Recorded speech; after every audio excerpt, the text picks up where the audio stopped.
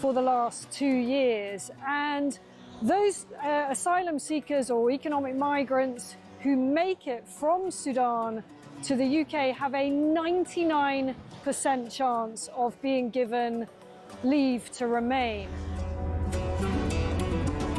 So I spent several hours talking to immigration chiefs here in Benghazi on the east side of Libya. The Libyan National Army has a very good grip on the immigration problem, albeit fighting against a huge crisis with limited resources.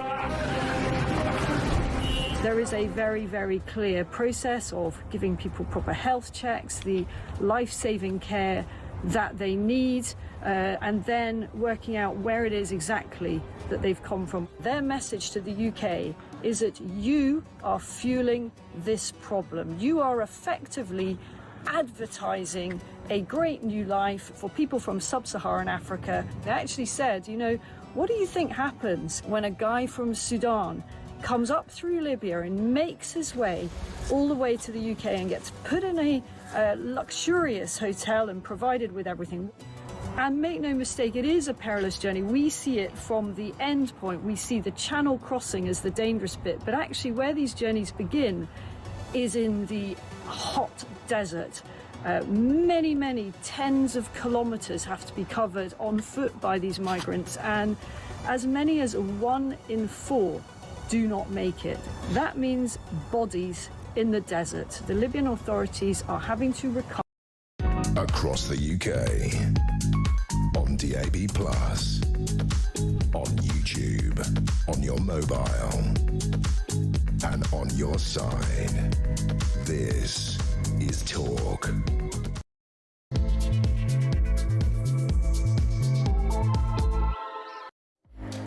Good evening and welcome to the Political Asylum with your host, me, Phil Dave, in for the mighty Kevin O'Sullivan.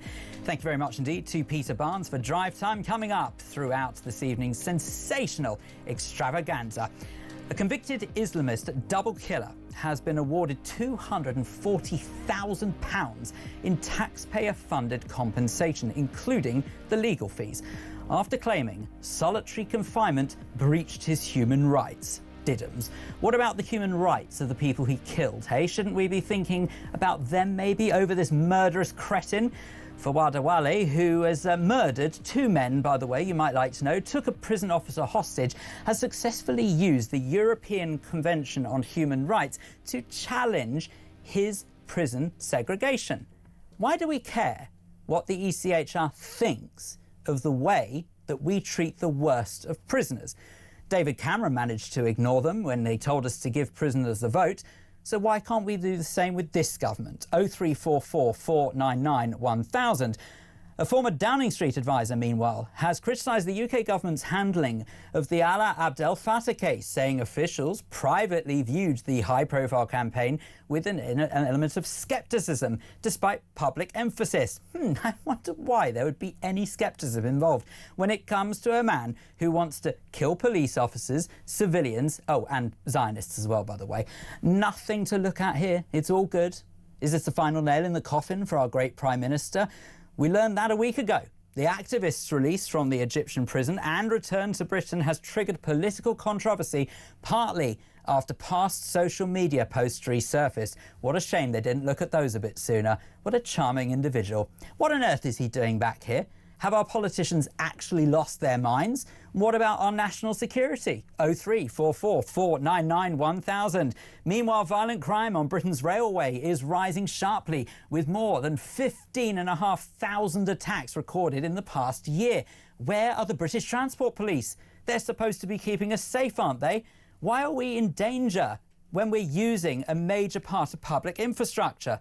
Assaults on passengers have tripled in a decade, while knife crime and sexual offences remain a major concern. How safe do you feel on public transport? 0344 499 1000. Elsewhere, organised crime gangs are increasingly behind large-scale fly tipping across the countryside, dumping huge amounts of waste illegally. What about Keep Britain Tidy? Why would anyone think it's OK to ruin our once beautiful countryside? Figures show more than 1 million incidents last year, with rural areas the worst hit. Enforcement agencies admit they're struggling to keep up. You don't say. As the criminals apparently exploit weak penalties. Lock 'em up, I say. And I personally, I don't know about you, I want to live in our green and pleasant land, not grim and unpleasant wasteland. 0344 499 1000. And elsewhere in the world, protests across Iran, rising prices and collapsing currency, ooh, that sounds familiar, doesn't it, have left at least 7 people dead as security forces clash with demonstrators. Could this finally be the beginning of the end for the murderous Iranian regime? People cry out the words Free Palestine often enough. What about Free Persia? There's a thought.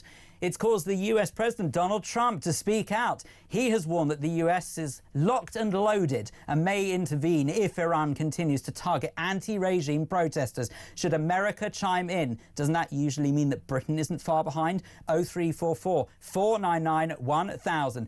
Plus, Britain's terror reviewer, Jonathan Hall, has urged the government to consider an Australian-style ban on under-16s using social media, citing risks of online radicalisation and harmful AI content. Online radicalisation? Nah, don't be silly. Oh, wait, that's right, Shamima Begum. Wonder if those same individuals crying out to bring that waste of space back to the UK would support such a ban. Australia's new law blocks minors from platforms including Facebook, Instagram, TikTok and X, and UK ministers are now monitoring its effects. Is it time to come down heavy on the digital exposure our children face in 2026? 0344 499 1000. So much to discuss, so get in touch and let me know what you think. After all, your opinion matters. This is Talk. Let's spend Friday evening together. OK. Good gracious me, so much to do. It's nearly the 3 hours done with, isn't it? But I'm delighted to say that joining me in the studio to go through those stories is Matthew Goodwin-Freeman, who, of course, is Conservative councillor for Hatch End and a political commentator. Hatch End, of course, being in Harrow, so Absolutely. There you go. And might I just say, personally, when it comes to Hatch End as an area which I know very well indeed, as I don't live too far. Personally, I live in Watford, so not a million miles just across the borough. Absolutely, just across the borough. And might I say how many marvellous restaurants there are there. We do. So you are an area of restaurants. The hub of Harrow, I say. The hub of Harrow. What a great way of looking at that. Terrific stuff. Well, Matthew, thank you very much indeed for joining us this evening. Really do appreciate it.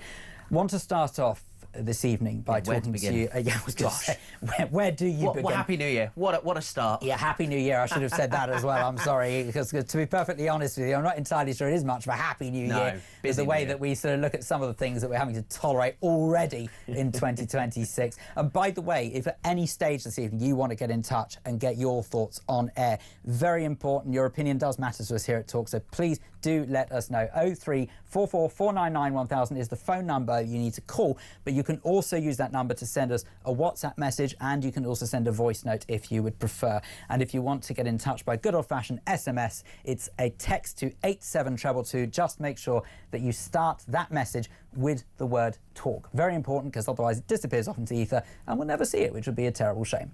So let us begin with this really quite frankly sickening story.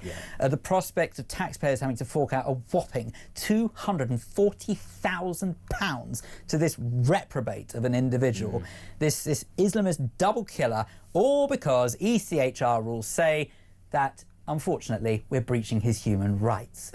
You just couldn't make this up, seriously. Well, you couldn't, but it has. This is another example of the ECHR showing it is not fit for purpose in the 21st century. We've had Chicken Nugget Gate, where people can't be deported because their kids don't like the chicken nuggets back in their home country. Well, here we've got apparently solitary confinement leaves people severely depressed. Well, I seem to think that prison should be a deterrent. Being locked up because you've done something wrong shouldn't be a jolly holiday. You shouldn't be having nice, comfy super mattresses with all your drug parties and steaks and Xboxes and things like that. Actually, I think prisons need to be a proper deterrent. So the fact that someone would complain, oh, but if I'm in solitary confinement, I'm going to be severely depressed. Sorry, where's the rights of the people that you murdered? Let's not forget, this guy called the execution-style killing, not just a murder, an execution of 2 men in 2011. And here we are, 15 years later, still in the court, still going through the process, the ECHR popping its head up at the 11th hour and the 11th minute, saying, no, do you know what? Actually, we need to give this guy some further thought. It's ridiculous. I would like to know what happens to the rights of the families, Yes. the victims that he has personally shattered their lives forever.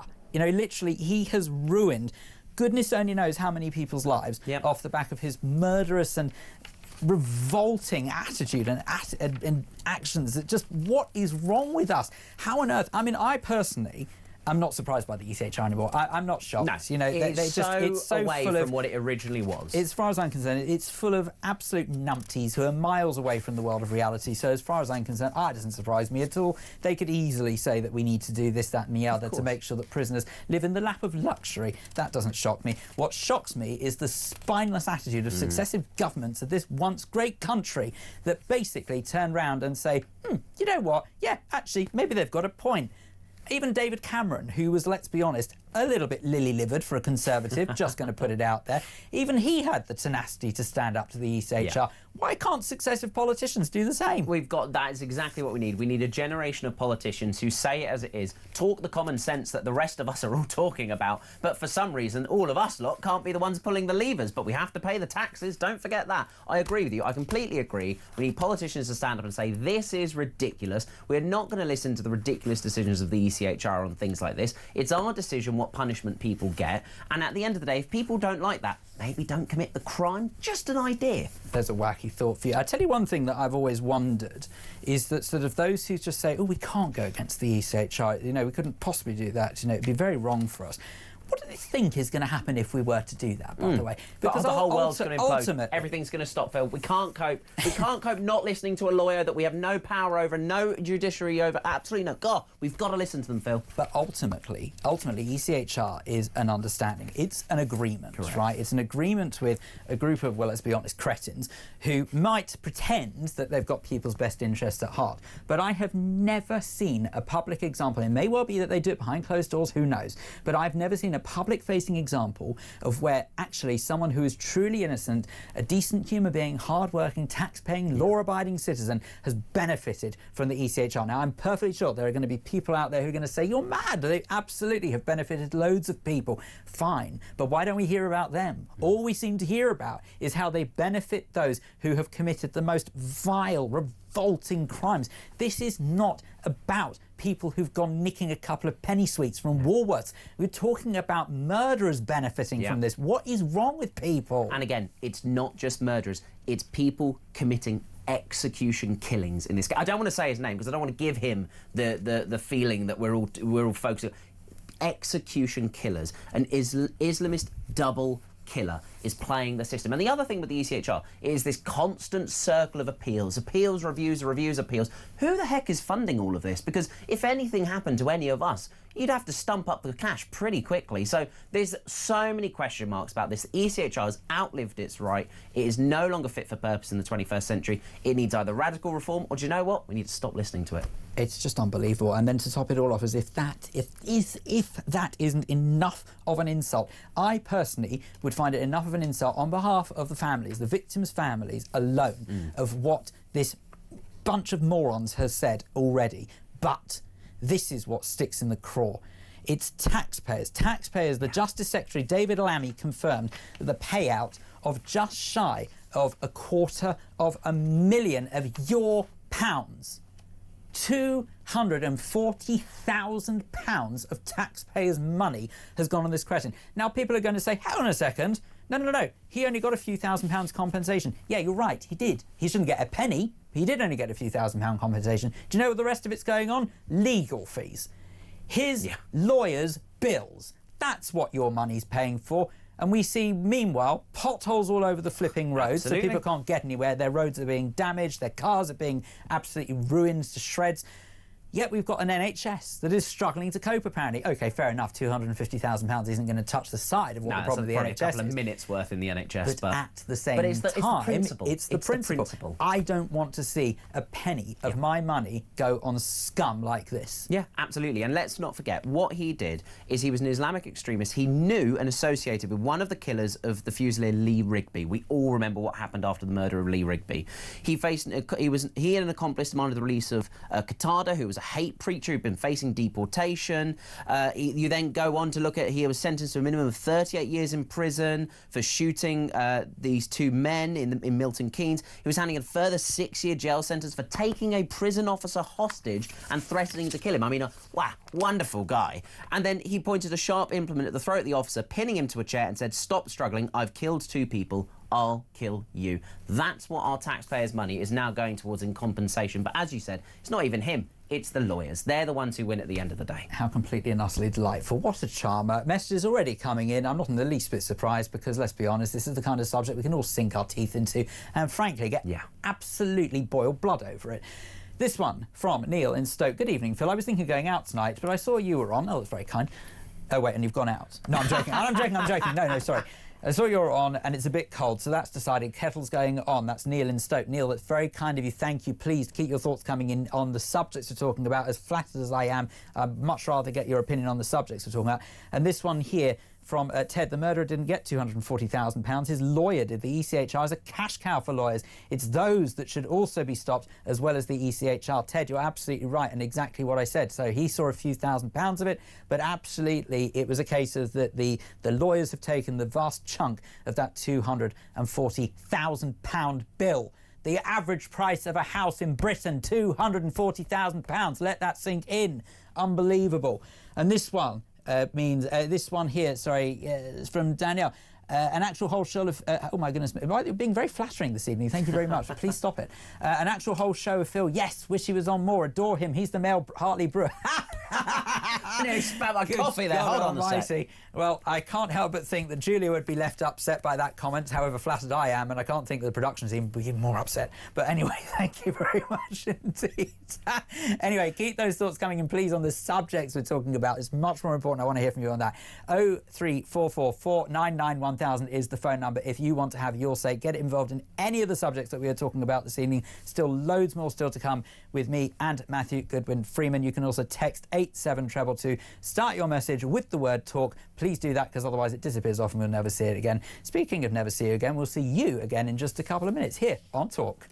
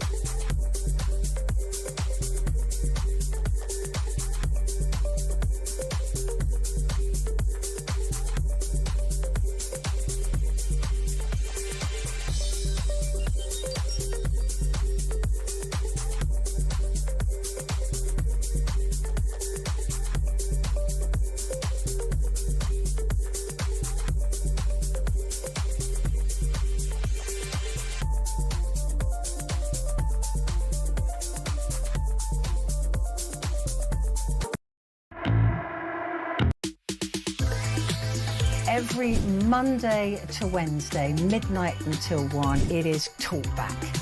Such a shortage of housing. You've got landlords, right, are taking that on board, and it's an absolute disgrace. Your stories, your opinions, it is your chance to have your say. So they're literally just being rented out as hotels, basically. Yeah, rent a load of hotels. Well, that has really shone a light for me. Across the UK, on DAB+, on YouTube, on your mobile, and on your side. This is Talk. Indeed, this is Talk. It is the Political Asylum with Phil Dave in for Kevin O'Sullivan this evening with you until 10 o'clock tonight. Keep those calls coming in, keep those thoughts on 0344 499 1000. Meanwhile, Matthew Goodwin-Freeman joins me in the studio. He is reacting to some of the day's top stories. And what about this one? A former UK Downing Street advisor has criticised the UK government's handling of the Alaa Abd El Fattah case, saying officials privately viewed the high-profile campaign with scepticism despite public emphasis. And the activist's release from the Egyptian prison he was doing time in and the subsequent return to Britain has triggered political controversy. No kidding. Partly after past social media posts resurfaced. Well, better late than never, I suppose.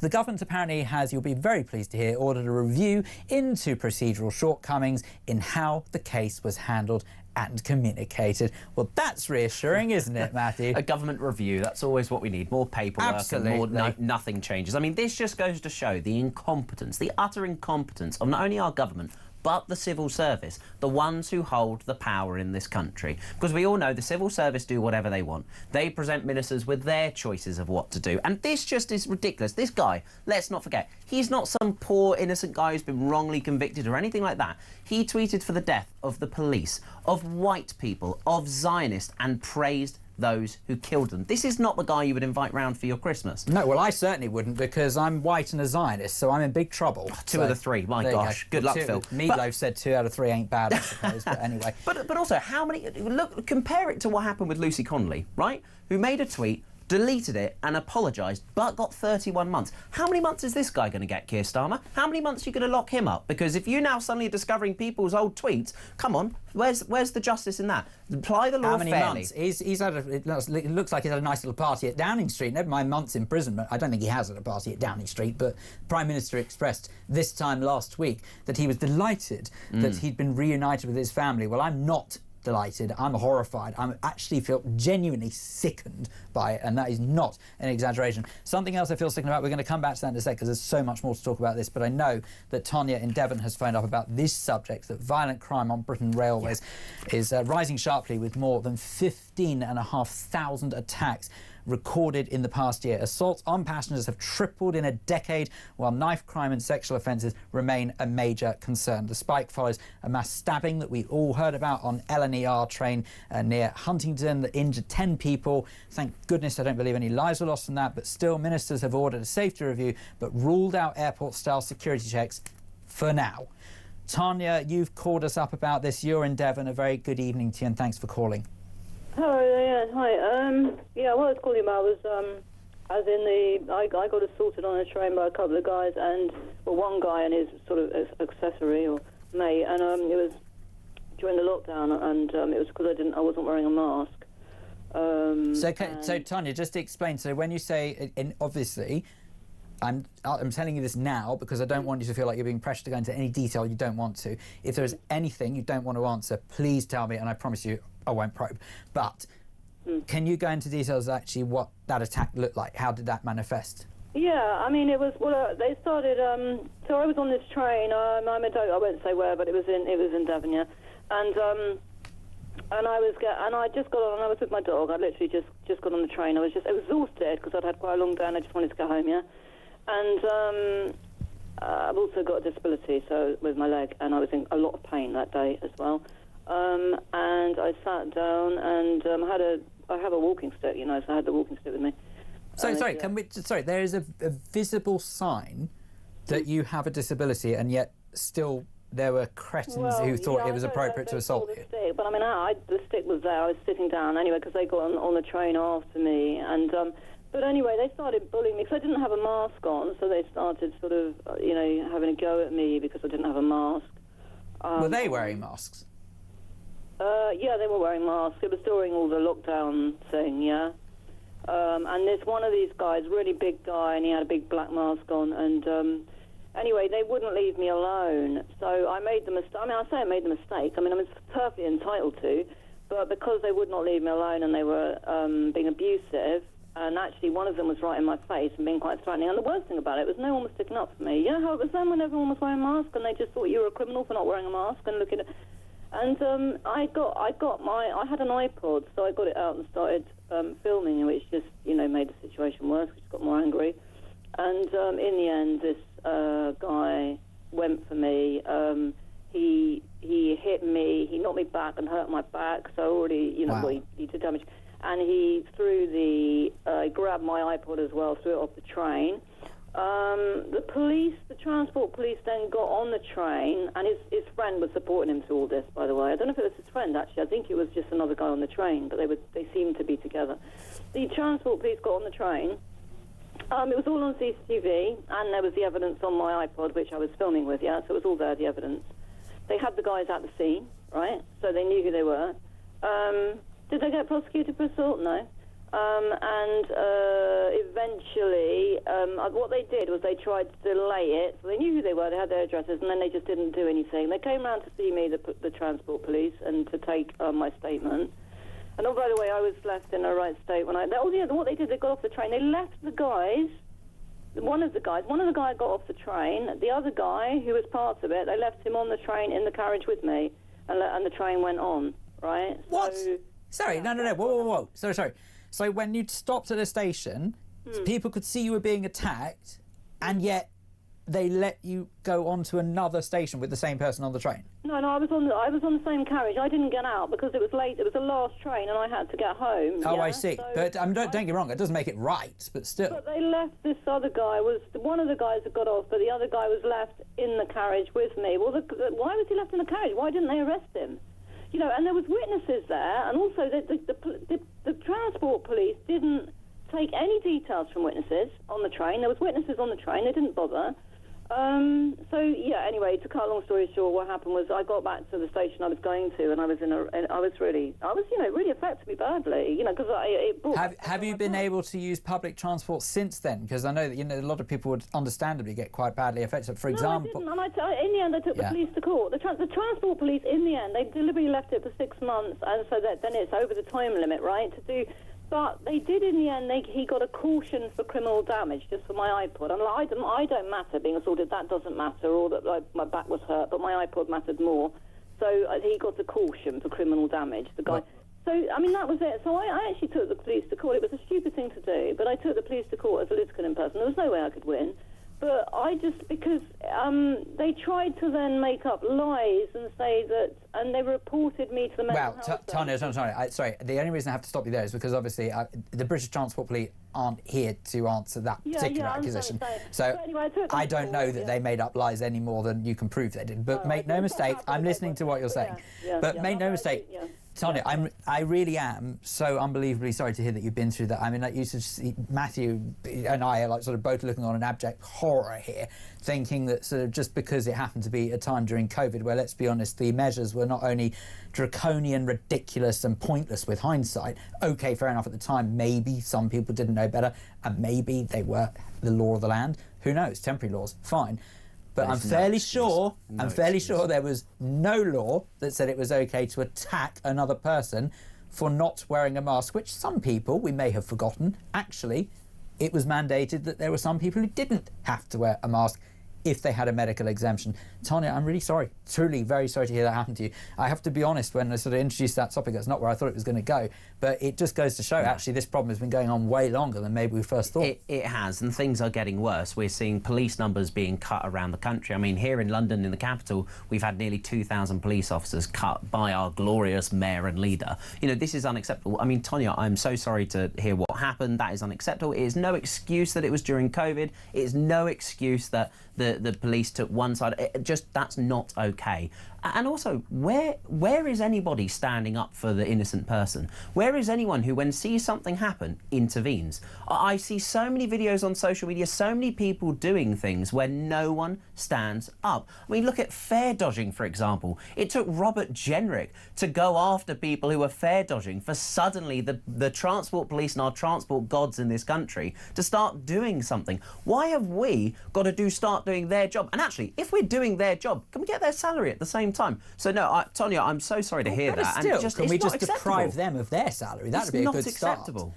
0344 499 1000 if you want to join on that conversation. You know, you are most welcome to do so. And just before Tonya very kindly and very bravely called us to tell us that, we were talking about this delightful individual, Alaa Abd El Fattah, who, of course, was welcomed back with quote-unquote open arms by the UK Prime Minister last Friday. Now, if you would have been unfortunate enough to listen to me on the weekend just gone, you would have heard my somewhat frantic reaction to that, because I was reacting in abject horror.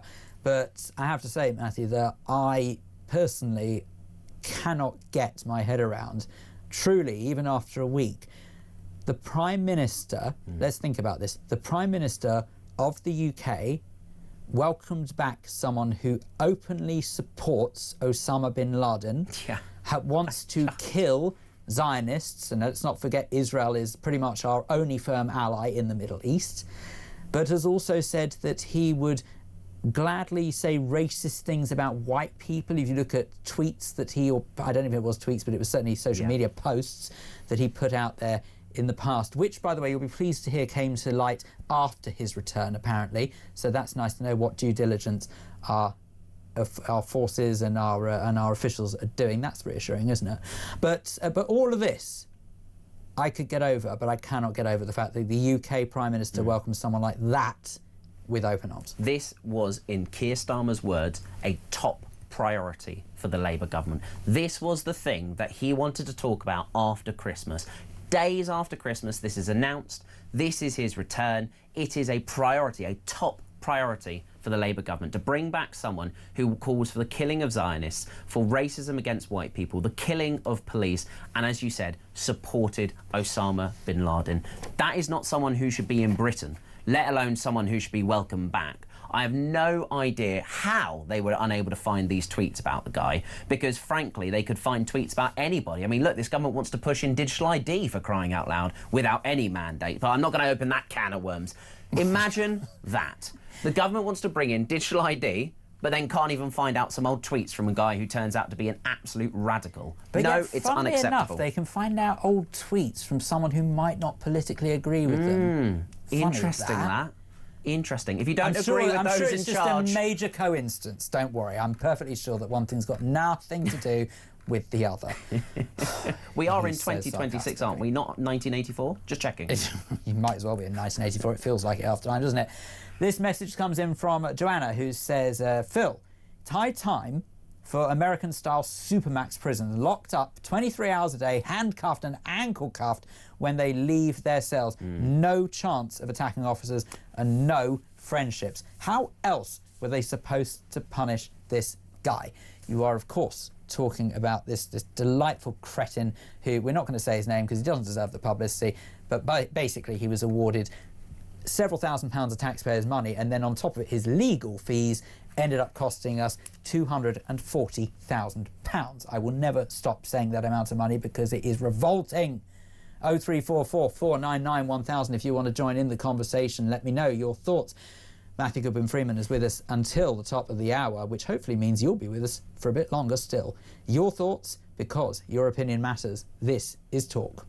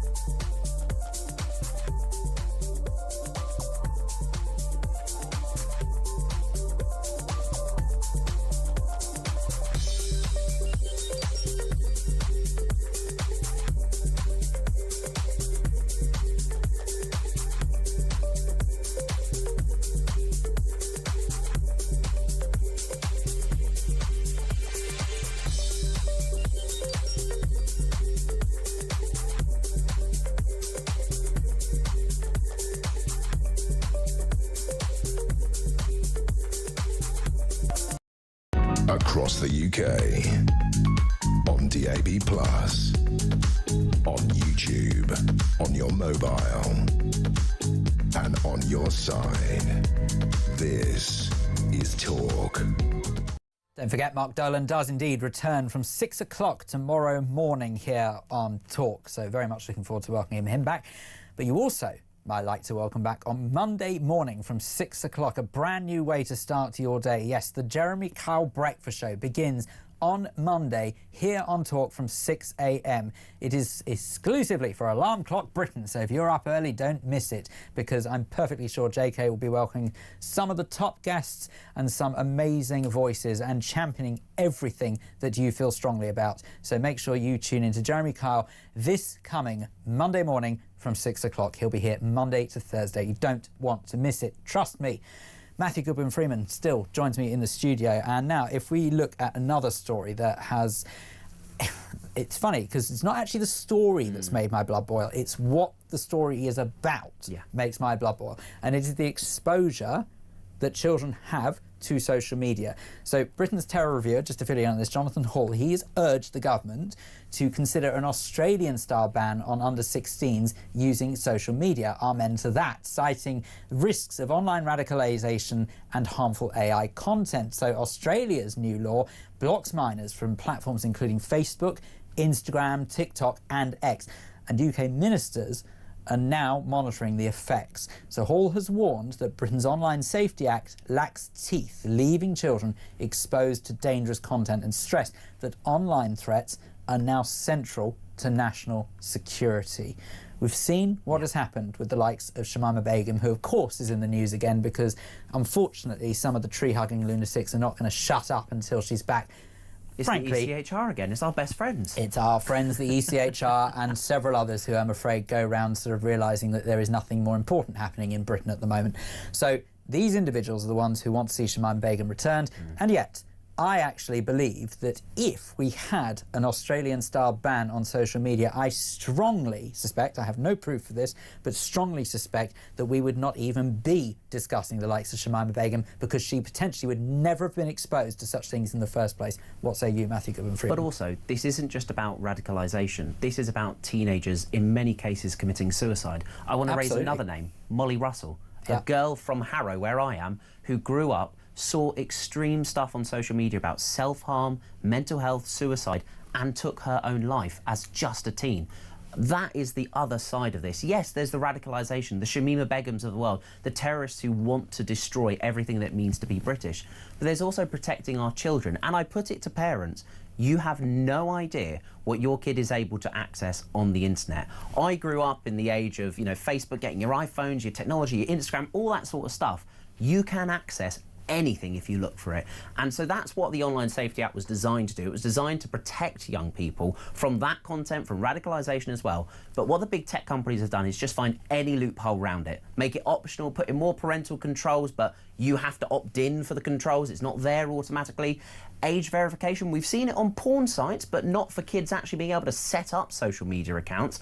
There is a whole world out there that a kid can access. And I put it to you, it is younger and younger. People talk about 16-year-olds, 14-year-olds.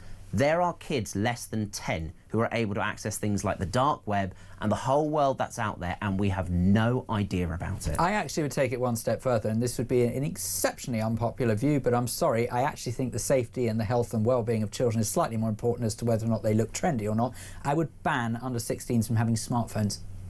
They can have normal cell phones, literally ones to make calls. Get the Nokia brick back. But why not? It did its job.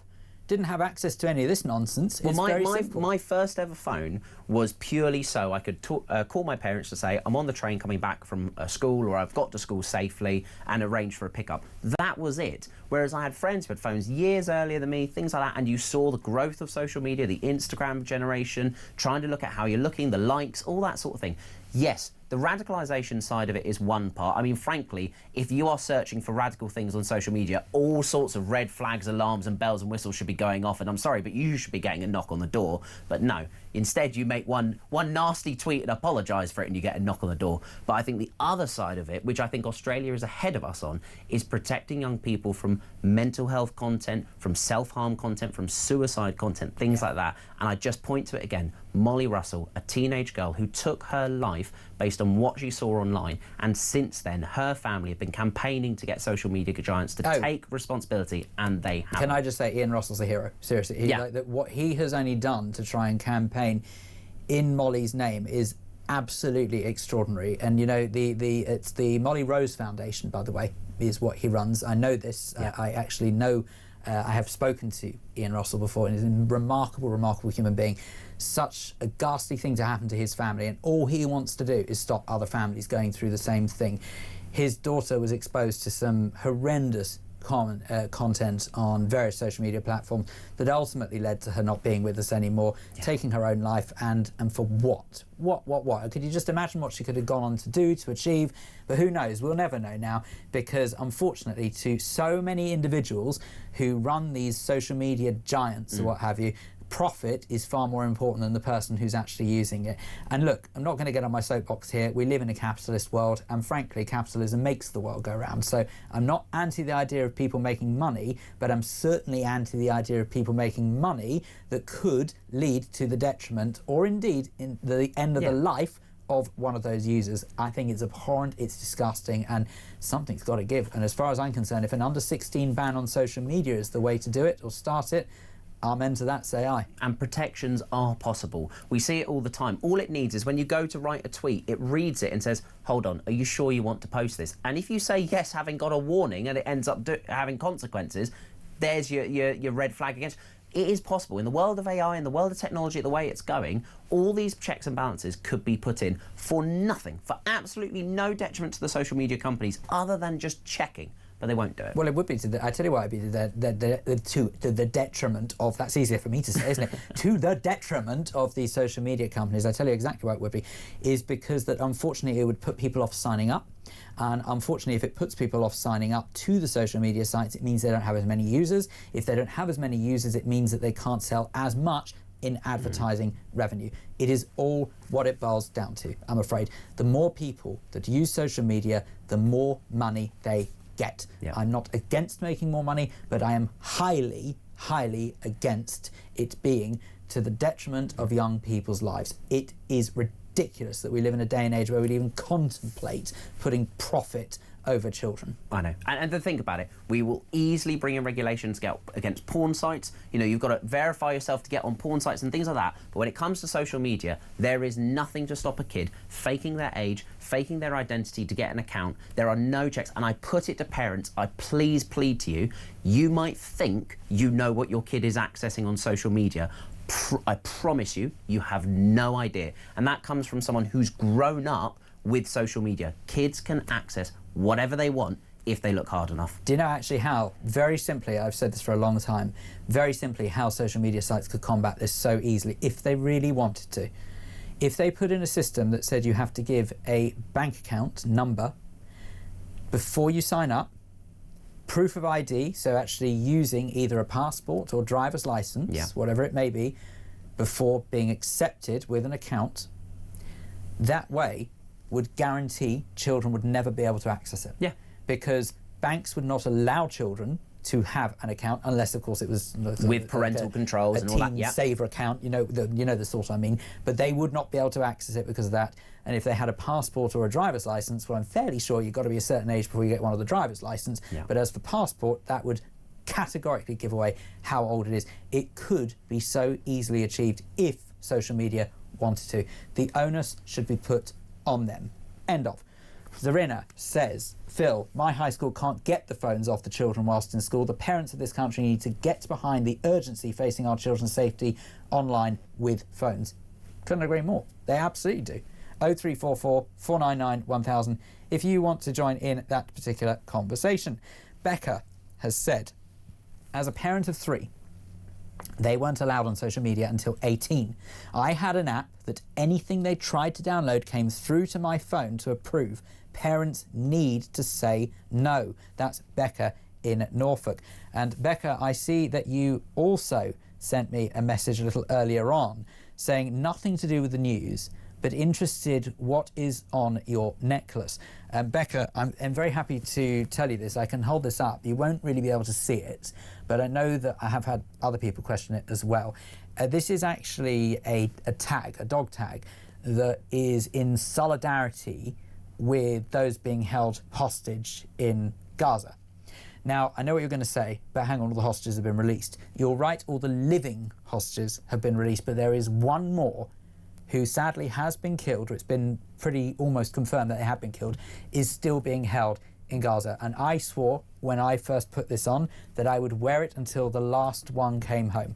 So the top line is actually written in Hebrew, but I can tell you the translation reads, "Our hearts are in Gaza," and the bottom line says, "Bring them home now." I will not take this off until every single one, dead or alive, is reunited with their family. That's what this dog tag is. But thank you for asking. 0344 499 1000 if you want to join in the conversation. Loads more still to come. Don't go anywhere. See you in just a minute.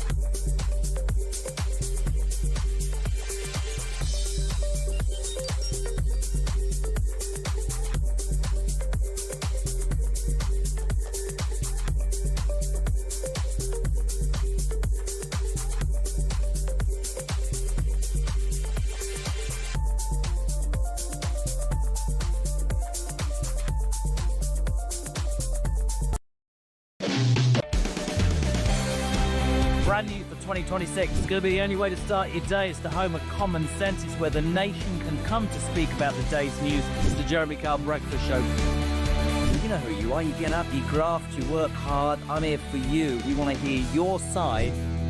Promise you one thing. It is where the nation can and will come to talk.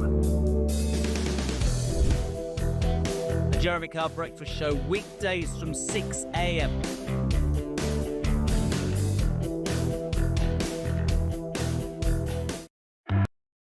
Across the UK, on DAB+, on YouTube, on your mobile, and on your side.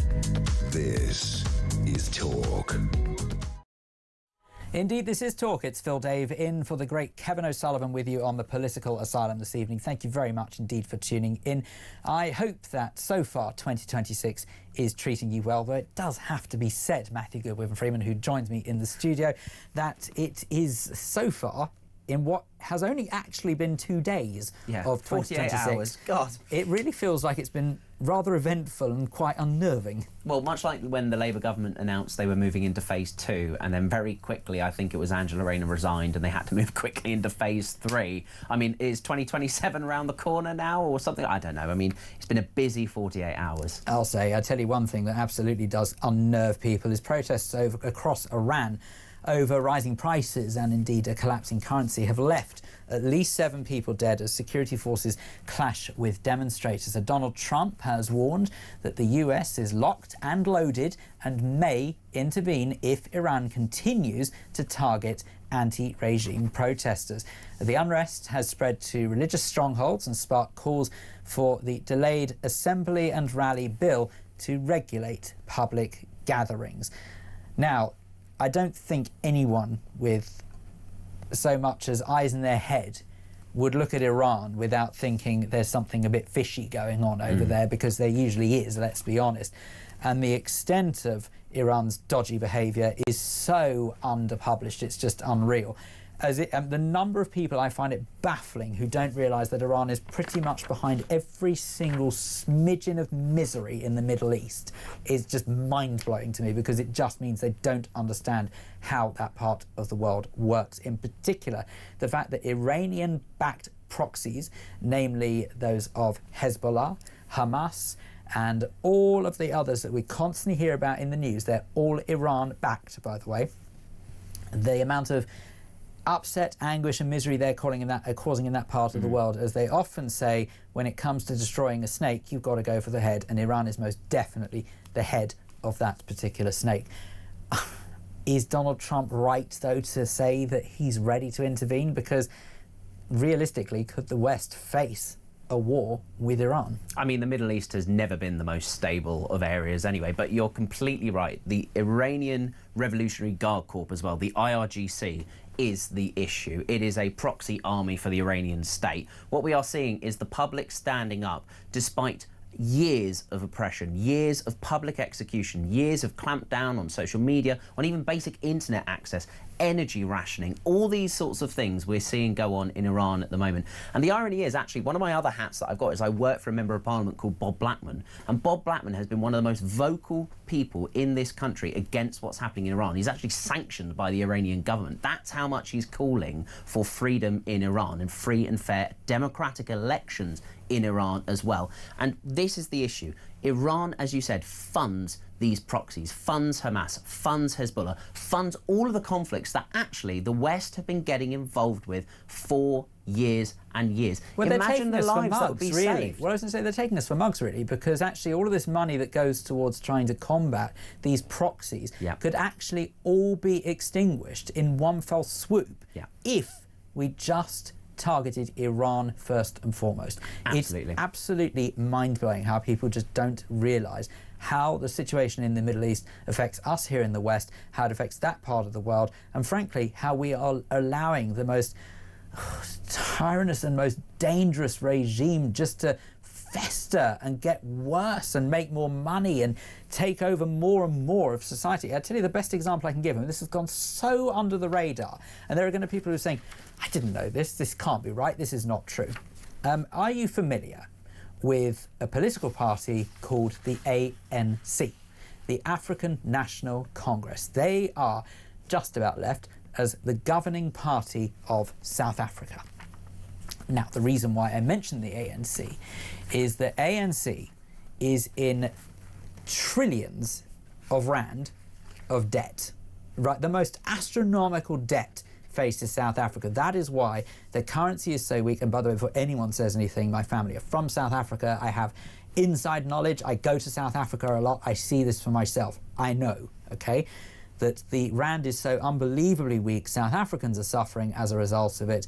And frankly, the government do absolutely naff all, I nearly said something else there, about trying to help their citizens.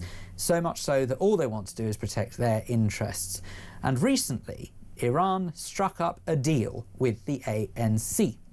They offered to buy out a considerable chunk of the South African National Congress, or the African National Congress to give them their proper title's name, their debt, if they took Israel to the ICJ on the charge of apartheid.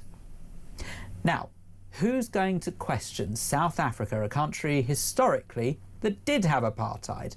Who would question them if they took Israel, a country accused of apartheid, but couldn't be further from the truth, by the way, to the ICJ with a case to say, we know what apartheid is, Israel is committing apartheid. Funny that, how it's all linked, isn't it?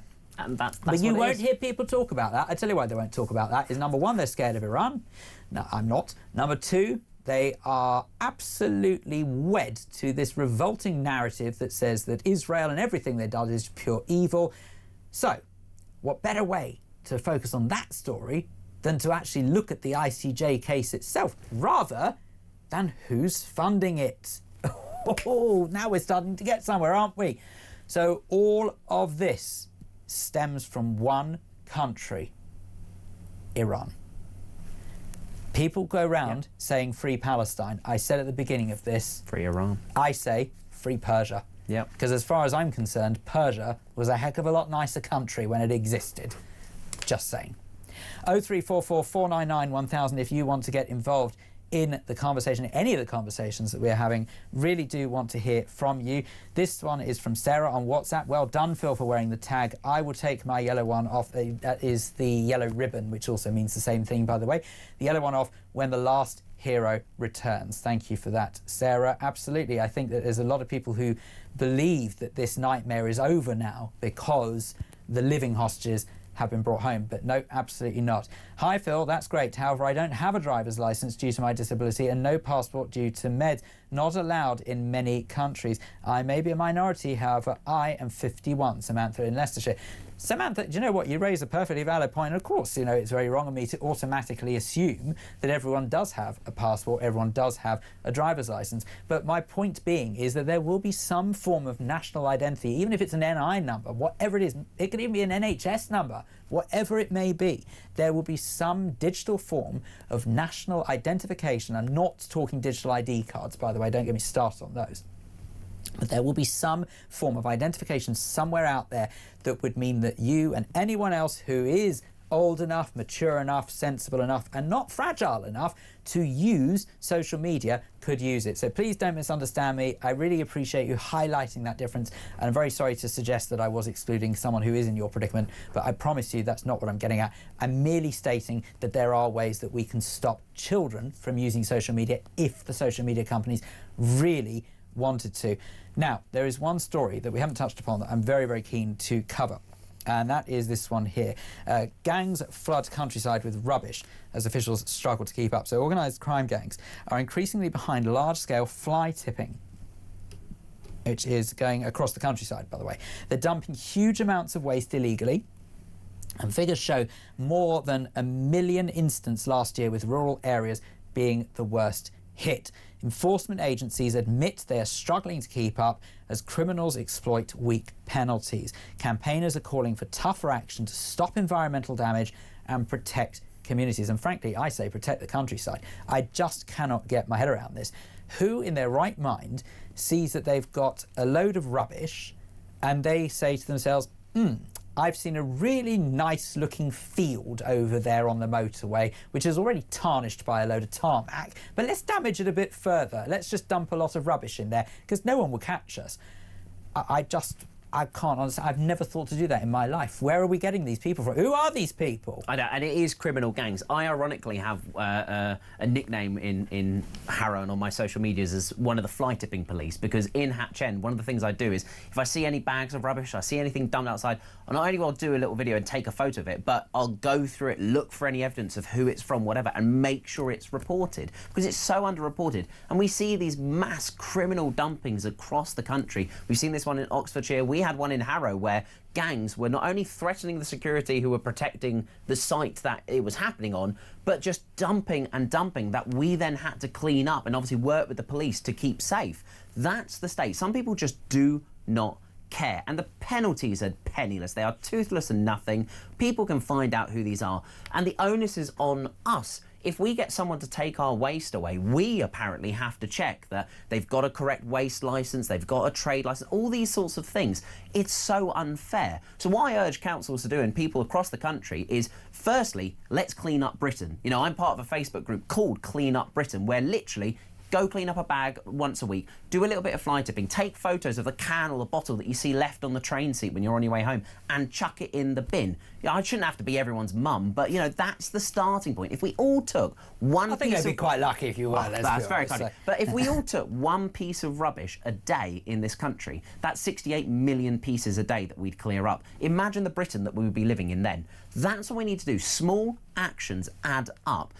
In Hatch End, I organised for a skip to be arranged so we could clean up fly tip behind our high streets. Simple things that councils can do like that. We've introduced a free bulky waste collection. Why don't councils do that for their residents, so that if you've got that fridge or freezer that's packed up, or if you don't want to get some dodgy company in to clean up your mess and then dump it around the back alley, you can actually take responsibility. It's small actions add up. We need to clean up Britain. This is ridiculous. It's 2026, for crying out loud. Well, I'm bearing in mind that I'm sort of fairly sure, I know that I am a smidgen older than you, but I do absolutely recall growing up throughout a campaign called Keep Britain Tidy, and actually, in some weird way, Keep Britain Tidy has never actually gone away. They've just gotten quieter, which is a bit irritating. But I distinctly remember how we used to hear it all the blooming time.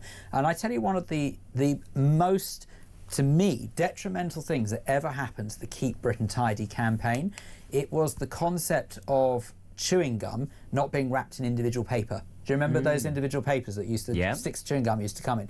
And then suddenly the companies decided they could make a lot more money if they just literally shoved self-contained chewing gum bits in the pot, basically. And so, of course, when there's no bin nearby, rather than put it in a piece of paper, people just spit it out and throw it on the floor. And remember the Wombles as well. Remember the Wombles going around clearing up? That's what we need back on. You know, that was the TV when I was growing up. Clean up Britain. Come on, people. Small little actions. Absolutely. Well, if you want to get involved in any of the conversations we've been having, I would love to hear from you this evening, as with Matthew. 0344 499 1000. Get involved and have your say. You can text 87222. Start your message with the word talk. So important, so many topics still to come. Coming up, we're going to be looking at this rise in violent crime on British transportation. How safe do you feel on public transport? Get in touch, let me know your thoughts.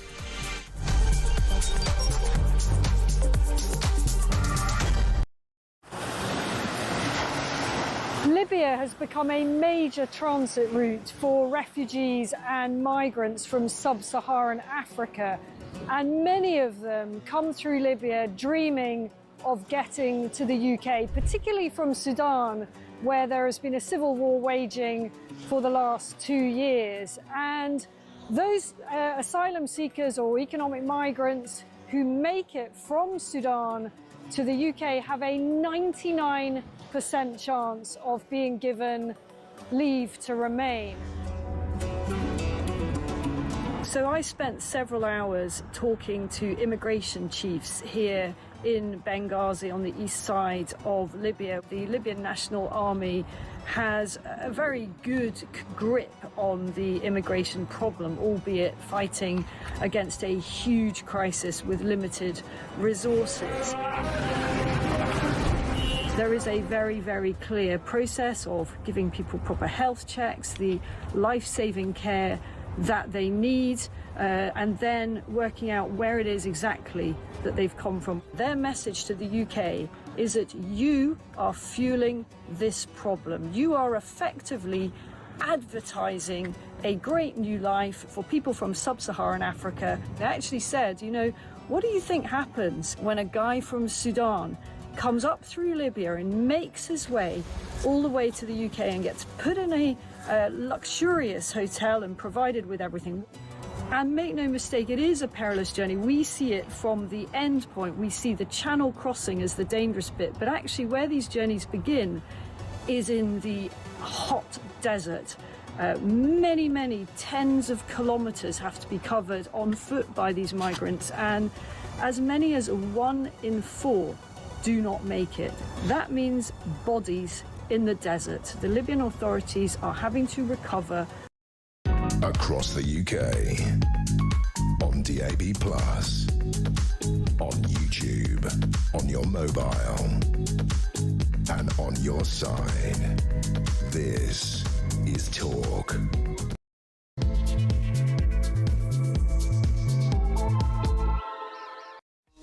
A very good evening to you. This is the Political Asylum. It's Phil Dave in for the mighty Kevin O'Sullivan with you until 10 o'clock this evening. Thank you very much indeed for the pleasure of your company.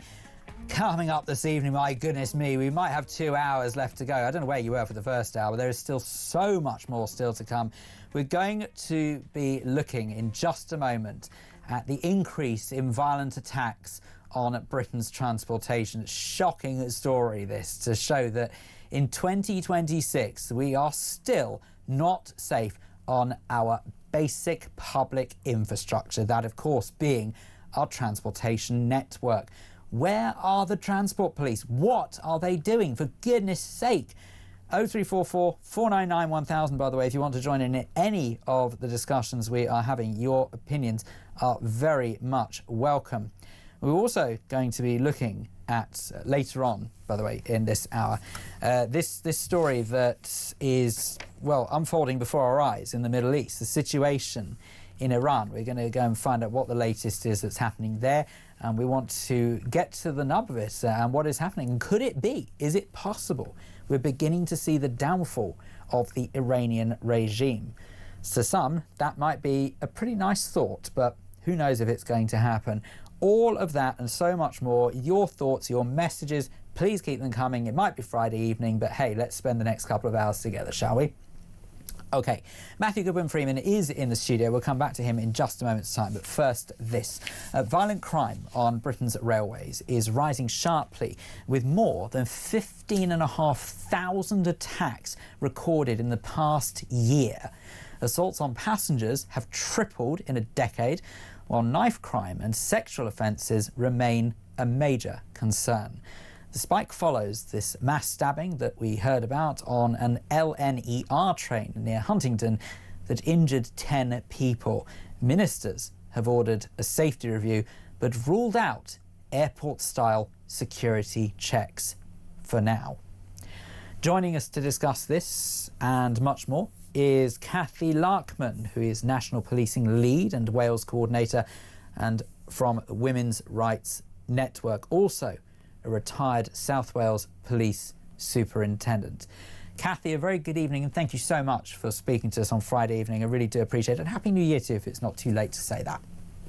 Thank you, Phil. Now look, first and foremost, and let's just drill down into, some of those statistics that I was reading out, and even I have been reading this throughout today and I'm still horrified to hear it. Violent crime on UK railways surges, with more than 15,500 violent offences recorded in the year to April. So that's averaging over 40 attacks a day on trains at stations. What is going wrong with our country? It's really, really disturbing, isn't it? And unfortunately, it's likely to be the tip of the iceberg, because most incidents that take place in public spaces like this, on trains, will go unreported. And, when you think about it, Phil, really, the trains and train stations represent a perfect opportunity for perpetrators. So the opportunity is presented by, a large amount of potential victims within a public space. The locational issues, they can be quite confined. Can be a lack of CCTV, people who are reluctant to step in to sort of get involved. And then the risk of getting caught and apprehended for this can be quite low in the case of sort of some of the large scale offences as well. So we shouldn't be shocked then in some ways that this is happening, but it is completely unacceptable and needs to be dealt with. The rises are a massive, massive red flag, needed to be acted on and not ignored. And what I can't deal with is all of these times when we hear these horrible statistics, and yet we just hear how ministers order a safety review or governments have launched an inquiry. It's just smoke and mirrors. We don't want inquiries, we don't want reviews, we want action. Now, personally, I'm actually all in favour of airport-style security checks, because much as I know it would be a major inconvenience, I have been to countries where sadly they're absolutely necessary. And I have to tell you that in spite of tens of thousands, if not hundreds of thousands of people using a railway system on a daily basis in the country I've got in mind, they manage. You can put your bag through a quick scanner, you can go through an actual, like a metal detector thing. All of these bits and pieces, yes, it might be a bit inconvenient while we're getting our act together, but for goodness sake, surely it's got to be worth it to keep people safe, no? Well, there's certainly a choice to be faced, isn't there, by members of the public going about their day-to-day duties. What trade-off do you want, really, between your ability to move quickly and freely around in a public space and your personal safety? This is always a balance, obviously, and we have to ask ourselves at this point in time, given the rise in offences and the risks to people concerned, the unacceptable knife attacks, the sex attacks, etc., that are taking place, whether this is now worth that minor inconvenience, as you say, Phil, just to keep people safe. Now, you know that one of the statistics that I read, which is probably the one that stands out the most to me, is that sexual offences on public transport. Can we hear this? Do we understand what we're saying here? Sexual offences remain a major concern, right? And apparently a total of 2,658 were recorded in the past year. Disproportionately, surprise, surprise, affecting women. Only 1/3 of women say they feel safe on public transport. This is 2026, not 1926. What on earth is going on? Well, exactly. And if I can just highlight one of the major findings from the Angelini inquiry into, the Metropolitan Police following the horrendous murder of Sarah Everard. So I'm going to quote directly from that. Based on police recorded data and the crime survey for England and Wales, it is not possible for policing, government or the public to understand the problem of sexually motivated crimes against women in public places.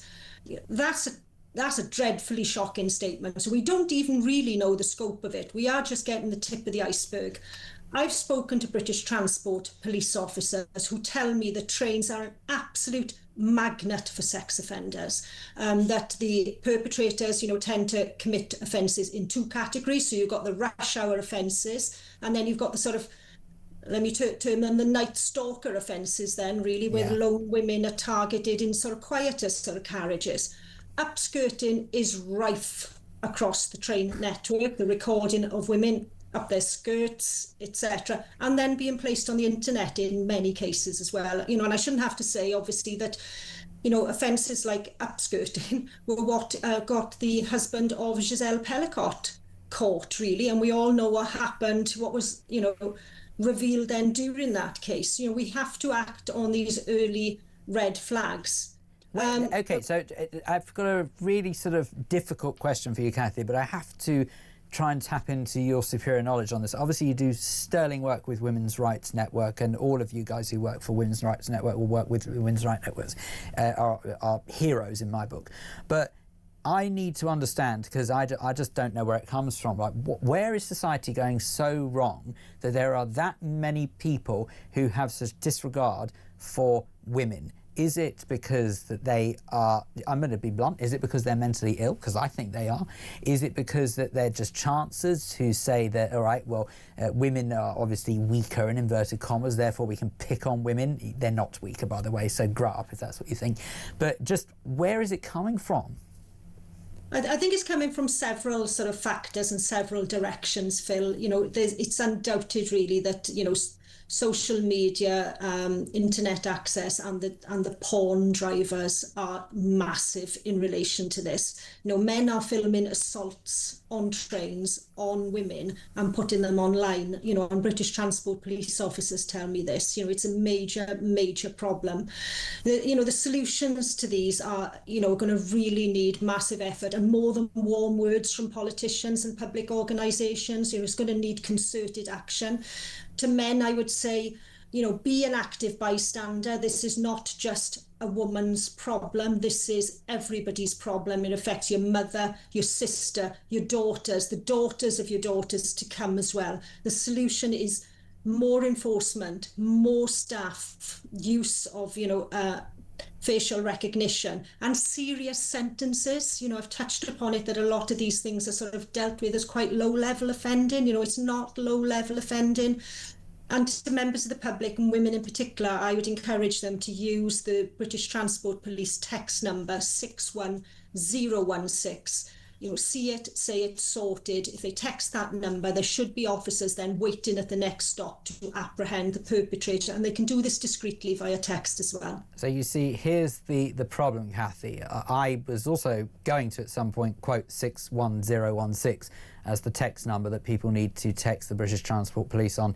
But I just have, I'm afraid, a terrible lack of faith in the BTP. Now, make no mistake, I wished I was wrong about this. I hope I'm wrong about it, because I'm fairly sure that probably British Transport Police do plenty of work that we don't hear about, and behind the scenes I'm sure they're working very hard to try and tackle most of this. But I just can't help but feel that something's going very wrong if there is just an increase in this kind of activity rather than it coming down. Is it unfair or wrong to possibly look at the BTP for that reason? No, I don't think it's unfair of you at all, Phil. This is everybody's problem. British Transport Police must play their role, really, and look at the allocation of their resources to areas where, you know, women particularly are more vulnerable on the train network as well. So they have absolutely got a role to play, and there are certainly gaps in provision there as well. But, you know, there is good work going on as well. Matthew Goodwin-Freeman, Conservative councillor for Hatch End, is also in the studio. He's also a political commentator. So just Matthew, I want to bring you in whilst we've still got Kathy, because I can see that you're either nodding along or shaking your head along, so I can see you're chomping at the bit for this. So what are your thoughts on all of this? I just find it so depressing to hear the state of people on the train. I mean, Kathy, I wanted to know your expertise. We saw those videos that were running along as you both were talking. Knife attacks. I mean, there was a knife fight in Queensbury Station, in my neck of the woods. Nudity on the trains where people stand up and drag the guy off the train. And then I read in the articles afterwards, they were actually being looked into for assaulting the guy that they had dragged off the train who was nude, when children were present and families. I mean, what is where should people get involved or not? Because I read about the story of the 87-year-old Dorothy Charles, who got involved as a peacemaker when a woman in her 20s grew agitated. She got punched to the floor and died in hospital 5 weeks later. I mean, what are people supposed to do? That was in the Birmingham New Street area. I know. It's absolutely heartbreaking. I read that story as well, Matthew. You know, my heart goes out to that woman's family. She was simply trying to do the right thing and defend another member of the public. And it's a very difficult call, isn't it, for any member of the public to make. But, you know, the law does allow you to use reasonable force in certain circumstances. And, you know, I appreciate what you're saying about the men who, you know, who detained the individual who was naked on the train and sort of distressing other passengers. You know, it's incredible. I don't know all the individual circumstances of that. I would certainly intervene to protect a female who was being assaulted or abused on a train personally, you know. So I would do that regardless. And, you know, if somebody wanted to ask me questions afterwards about what I'd done about it, then I will live with those questions that they ask me afterwards, and any actions that they choose to take as well, and I will still intervene. You know, though, Kathy, one of the biggest problems that we've got is I see people who are scared to even confront someone who's playing their music too loud on the train. So if they think someone's going to be violent towards them, actually even expecting a member of the public to get involved, I'm not in the least bit surprised that they turn the other way. And if I'm brutally honest, sometimes I do as well. What I will do to try and sort of counter some of the more trivial behaviour that we see on trains, and make no mistake, this is very trivial by comparison to what we're talking about, is if I see someone who, for example, is inconsiderate and maybe won't let someone who is of an older age sit down on the priority seating, I will actually show that individual up in public. I will say in front of other people, I say to the person who is of an older age, would you rather sit down? I'm perfectly sure this person wouldn't mind getting up and offering you their seat. Now, Jodie, the producer, is laughing at me because you can probably imagine I would absolutely do that, and I do it because I have no hesitation with showing up the ill manners of people, but I'm not so sure how I'd feel about sort of getting involved with someone who was basically carrying out a far more heinous act.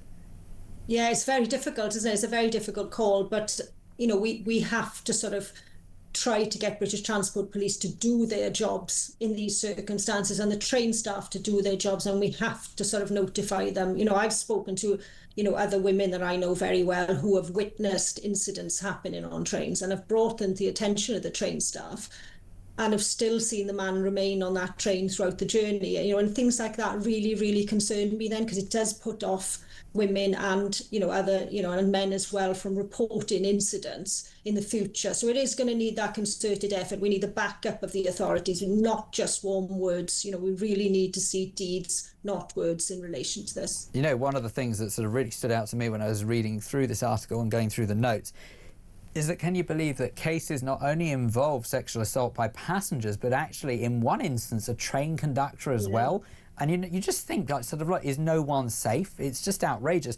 One thing that I would say, though, and just finally, Kathy, I'd love to see your thoughts on this, is that it may also be the case. This is when you were saying before about this might be the tip of the iceberg. I agree, because there are some instances when people don't even realise they have been the victim of some sort of sexual assault on the train. Because actually an incident happened to me during quite a packed train. I remember one journey in particular, and it never even crossed my mind at the time what this was.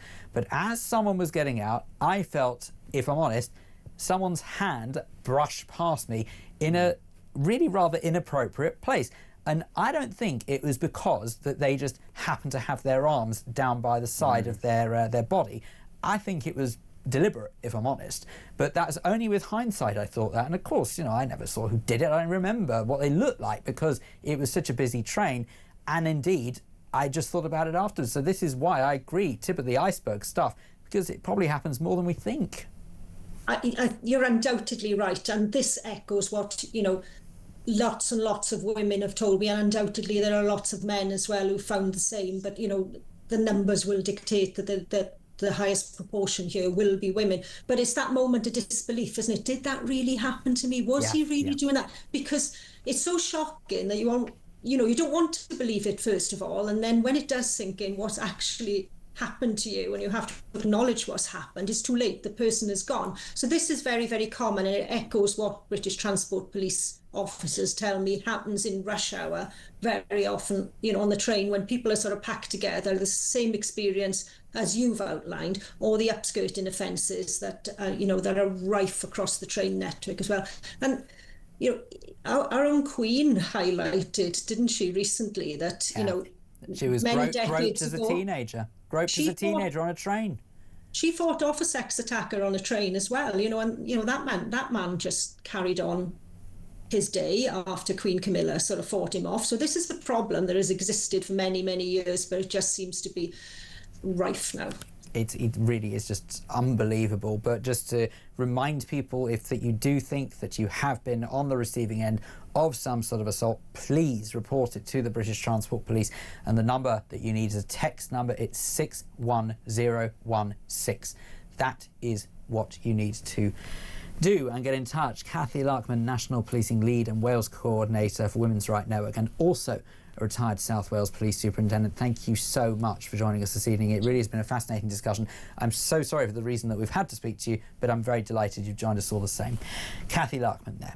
OK, we'll get some more of your thoughts and interactions. We'll take some of your calls as well in just a moment's time. Get involved. You can have your say on any of the subjects we're talking about, because here at Talk, your opinion matters. 0344 499 1000. Get involved. Really want to hear from you. We'll take those calls and messages next here on Talk.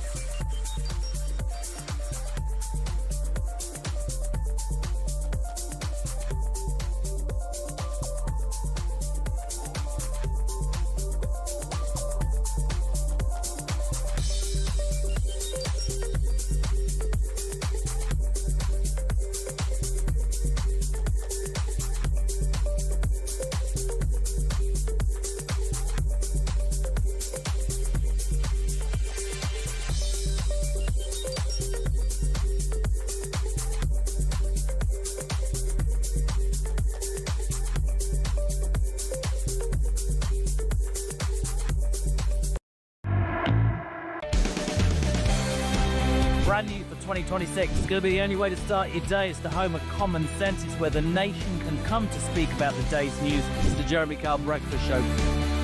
You know who you are. You get up, you graft, you work hard. I'm here for you. We want to hear your side. Promise you one thing. It is where the nation can and will come to talk. The Jeremy Kyle Breakfast Show, weekdays from 6 a.m.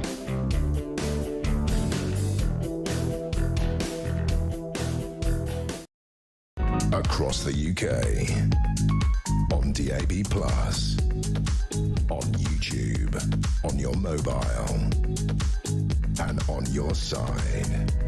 This is Talk.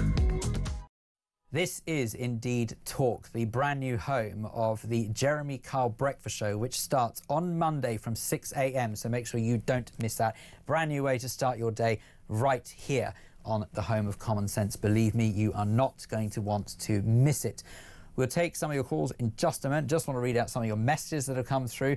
This one comes from Amanda, who's in London. She has texted the word talk plus her message to 87222. Please do the same if you want to send us a text. Phil, violent crime on our railways is a clear indication of the declining standards in our society. Oh, so say all of us. Good manners and consideration for others has just, well, frankly, has wavered and sort of it's declined. What more can I say, Amanda? I mean, you raised just such a valid point. I'm with you all the way, because I couldn't agree more if I tried. The manners that we don't have in this country, and consideration or lack of consideration for others, is so desperately important to all of this, because if we had manners and understanding and compassion to others, it would instantly teach us that we're not the most important person in the world, which so many self-centred, revolting individuals seem to do in this day and age. They seem to think that they are the centre of our universe. Well, let me tell you something. If you don't give up your seat to someone who's older than you, if you don't hold a door open for someone who's less able than you, if you don't let, and I'm sorry, there are going to be the sexist brigade out there who offer the chance for women and children to sit down if they want to. They might take offence to it, can't help you there, that's just because of the way some have been dragged up. But believe me, it is the polite thing to do. Then I'm afraid you're very much part of the problem. 0344 499 1000. Get involved in the conversation. That is exactly what Heather in Gavan has done. Heather, good evening. Hello.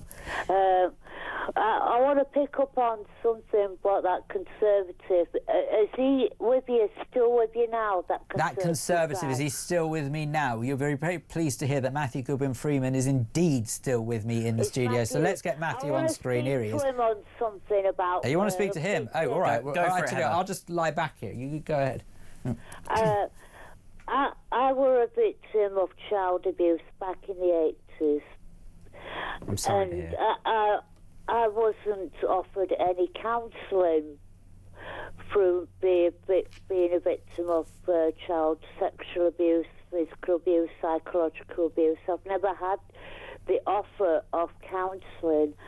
That is the problem when we become victims. We are victims of crime. Yeah. We've never ever offered any counselling or any support from any services, from social services and alike, and the police as well. I want to pick up something about the council side of things. This is what the council should be offering victims like us, with counselling and support workers to help us to deal with being a victim of child abuse and being a victim of crime. Heather, you're spot on. Firstly, I'm so sorry to hear what you went through. I don't know if the team can give you my email. If I can ever help at all, please do get in touch. But I know exactly what you mean. Councils need to do more. My own story was my mum sadly passed away a couple of years ago after years and years of drug abuse, alcohol abuse, all sorts of things. And the support that we got as kids from the council was none. Zip. We had to say to the social services, you need to help our mum out because she's going to end up dead, and how's that going to help us? I remember those words vividly, and all it was paperwork, ticking boxes. Have we met the kids? Yes. Have we talked to them? Yes. Have we checked if they're okay? Yeah. That's all it is. And you're right, there is a scandal in councils up and down this country. We've seen it with the grooming gangs, for example. The number of councils that still won't look at themselves and hold their hands up. We've seen it in London. The Mayor of London still will not admit that we probably, I'm sure we do, have grooming gangs in this capital. So look, I'm so sorry to hear what you went through. Certainly won't admit what nationality those grooming gangs are through fear of being offensive. I know. I'm so sorry though to hear that, Heather, and you know my heart goes out to you. And well, that's just words. Actually, I'm sorry. I'm genuinely sorry. It's not acceptable, and councils do need to do more. And I promise you this: as long as I am a councillor in Harrow or whatever my political journey takes me, if I smell a rat, I'll call it out. Heather, do you know, honestly, I think that sort of the number of times that you have called this station, I know you've always been so candid with how you speak to us and you tell us your life experience, and I want you to know that I really believe, without wanting to sound like I'm patronising, so please forgive me if I sound like it, I can't tell you how much I truly believe every time you speak out about your personal experiences, how that helps just one person. And I think that's amazing, that the fact that you're prepared to do that. So honestly, not being rude. When I say this, I'm not being sort of taking the proverbial, I really mean it. Thank you. And one thing about, I'm now living in Girvan in Scotland, and ever since I moved to Scotland, I've got counselling. Wow. And I'm with Moving On Counselling Service in Ayr, and they're absolutely brilliant because there's no time restriction on counselling. This counselling services, I can have it as long as I want, and that's what they should be offering. A counselling services like Moving On, branched around the whole of United Kingdom, even in England, to help victims of child abuse and rape. And that's what they should be implemented when there's a court case, or even before a court case, even when the perpetrator of abuse, whether it's the father or stepfather or carer or whoever, when they get arrested, that victim should have counselling on the port of call. Yeah. Heather, you raised so many incredible points, and thank you so much for calling 03444991000. I know that you do not need any encouragement to call us again. I know you will call us again, and I hope you do, because honestly, it's super helpful. And you know, Matthew, the one thing that sort of really struck me as Heather was speaking there is I thought to myself, how much emphasis, when we were speaking to Kathy earlier on about the rise in assaults on public transportation, was the emphasis was on the criminals, but actually we never really stop and think about those who have been affected by it. And actually some individuals, you know, we heard from the earlier caller we were speaking to this evening, that was Tonya, who was saying about how she was assaulted on a train. She's been affected by how she can use public transport moving forward because of that. But I don't think we ever stop and think about what it does to the victims themselves. No one ever thinks about the victim. Yeah, it's an easy phrase to say, you know, my thoughts go out, my condolences. Thoughts and prayers is what all politicians seem to say. Let's actually see some action. I mean, every story tonight is something going wrong where it could be an action by a government or a politician to actually change something. Let's stop talking about it and actually do it. Words don't really count. It's action that matters. What better way to go into the break? After this, we are going to be speaking to Gio Esfandiari, and he's going to be talking about the situation in Iran. He's the chairman of Lotus Advocacy, which is a non-profit think tank committed to the belief that freedom, democracy and secular governance are fundamental rights of every individual and nation, including those in Iran. Really looking forward to speaking to Gio right after this.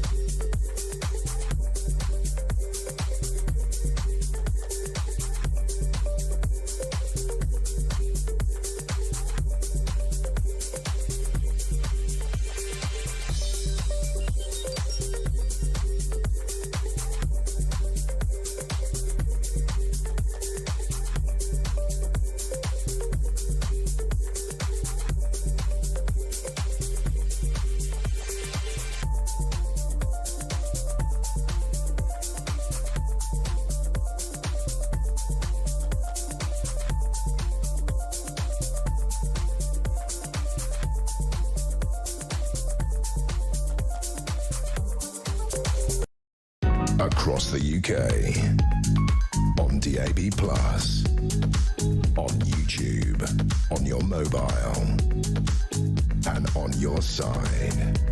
This is Talk. Protests across Iran over rising prices and a collapsing currency have left at least 7 dead as security forces clash with demonstrators. Donald Trump has warned the US is locked and loaded and may intervene if Iran continues to target anti-regime protesters. The unrest has spread to religious strongholds and sparked calls for the delayed Assembly and Rally Bill to regulate public gatherings. To discuss this now, I'm really thrilled to welcome Gio Esfandiari, who is the chairman of Lotus Advocacy. It's a non-profit think tank committed to the belief that freedom, democracy and secular governance are fundamental rights of every individual and nation. Also an Iranian human rights activist, documentary filmmaker and advocate against terrorism and anti-Semitism. Gio, it's such a real pleasure to speak to you this evening. Thank you so much for joining us here on Talk. I just want to make sure that everyone can follow this conversation, and so with that in mind, I wonder if you'd be so kind as to just remind people exactly what is going on in Iran at the moment and sort of where we're at with it, if you like. Thanks very much for having me today. It's an absolutely pleasure for me to be in your program.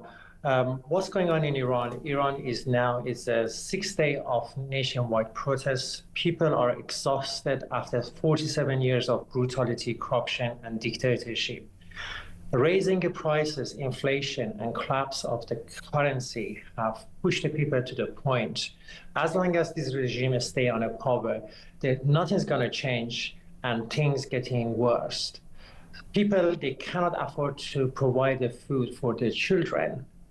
And people in Iran, in reality, they earn in riyals but live at the dollar's prices. People, they feel nothing left to lose. That's why this time they are very clear. They want what they want. They want the regime change. They don't want a reform, and they want the Pahlavi return. Yeah. And you know, I was saying earlier that I can't get over what an amazing country, as was then Persia, was. And Iran, to be fair, you know, had the promise of being, if it weren't for the Iranian regime really sort of just taking a stronghold on the country. You know, I think many would say what's in a name, but it is, to me, immeasurably sad that such a great country has fallen so far. But I do have hope, because having seen these protests and people now saying enough is enough, and especially just after what we saw Iran go through, the regime appeared weakened after Israel quite rightly struck the nuclear plants in the last year. Do you have the same hope? Do you think that there is any chance of coming back for Iran?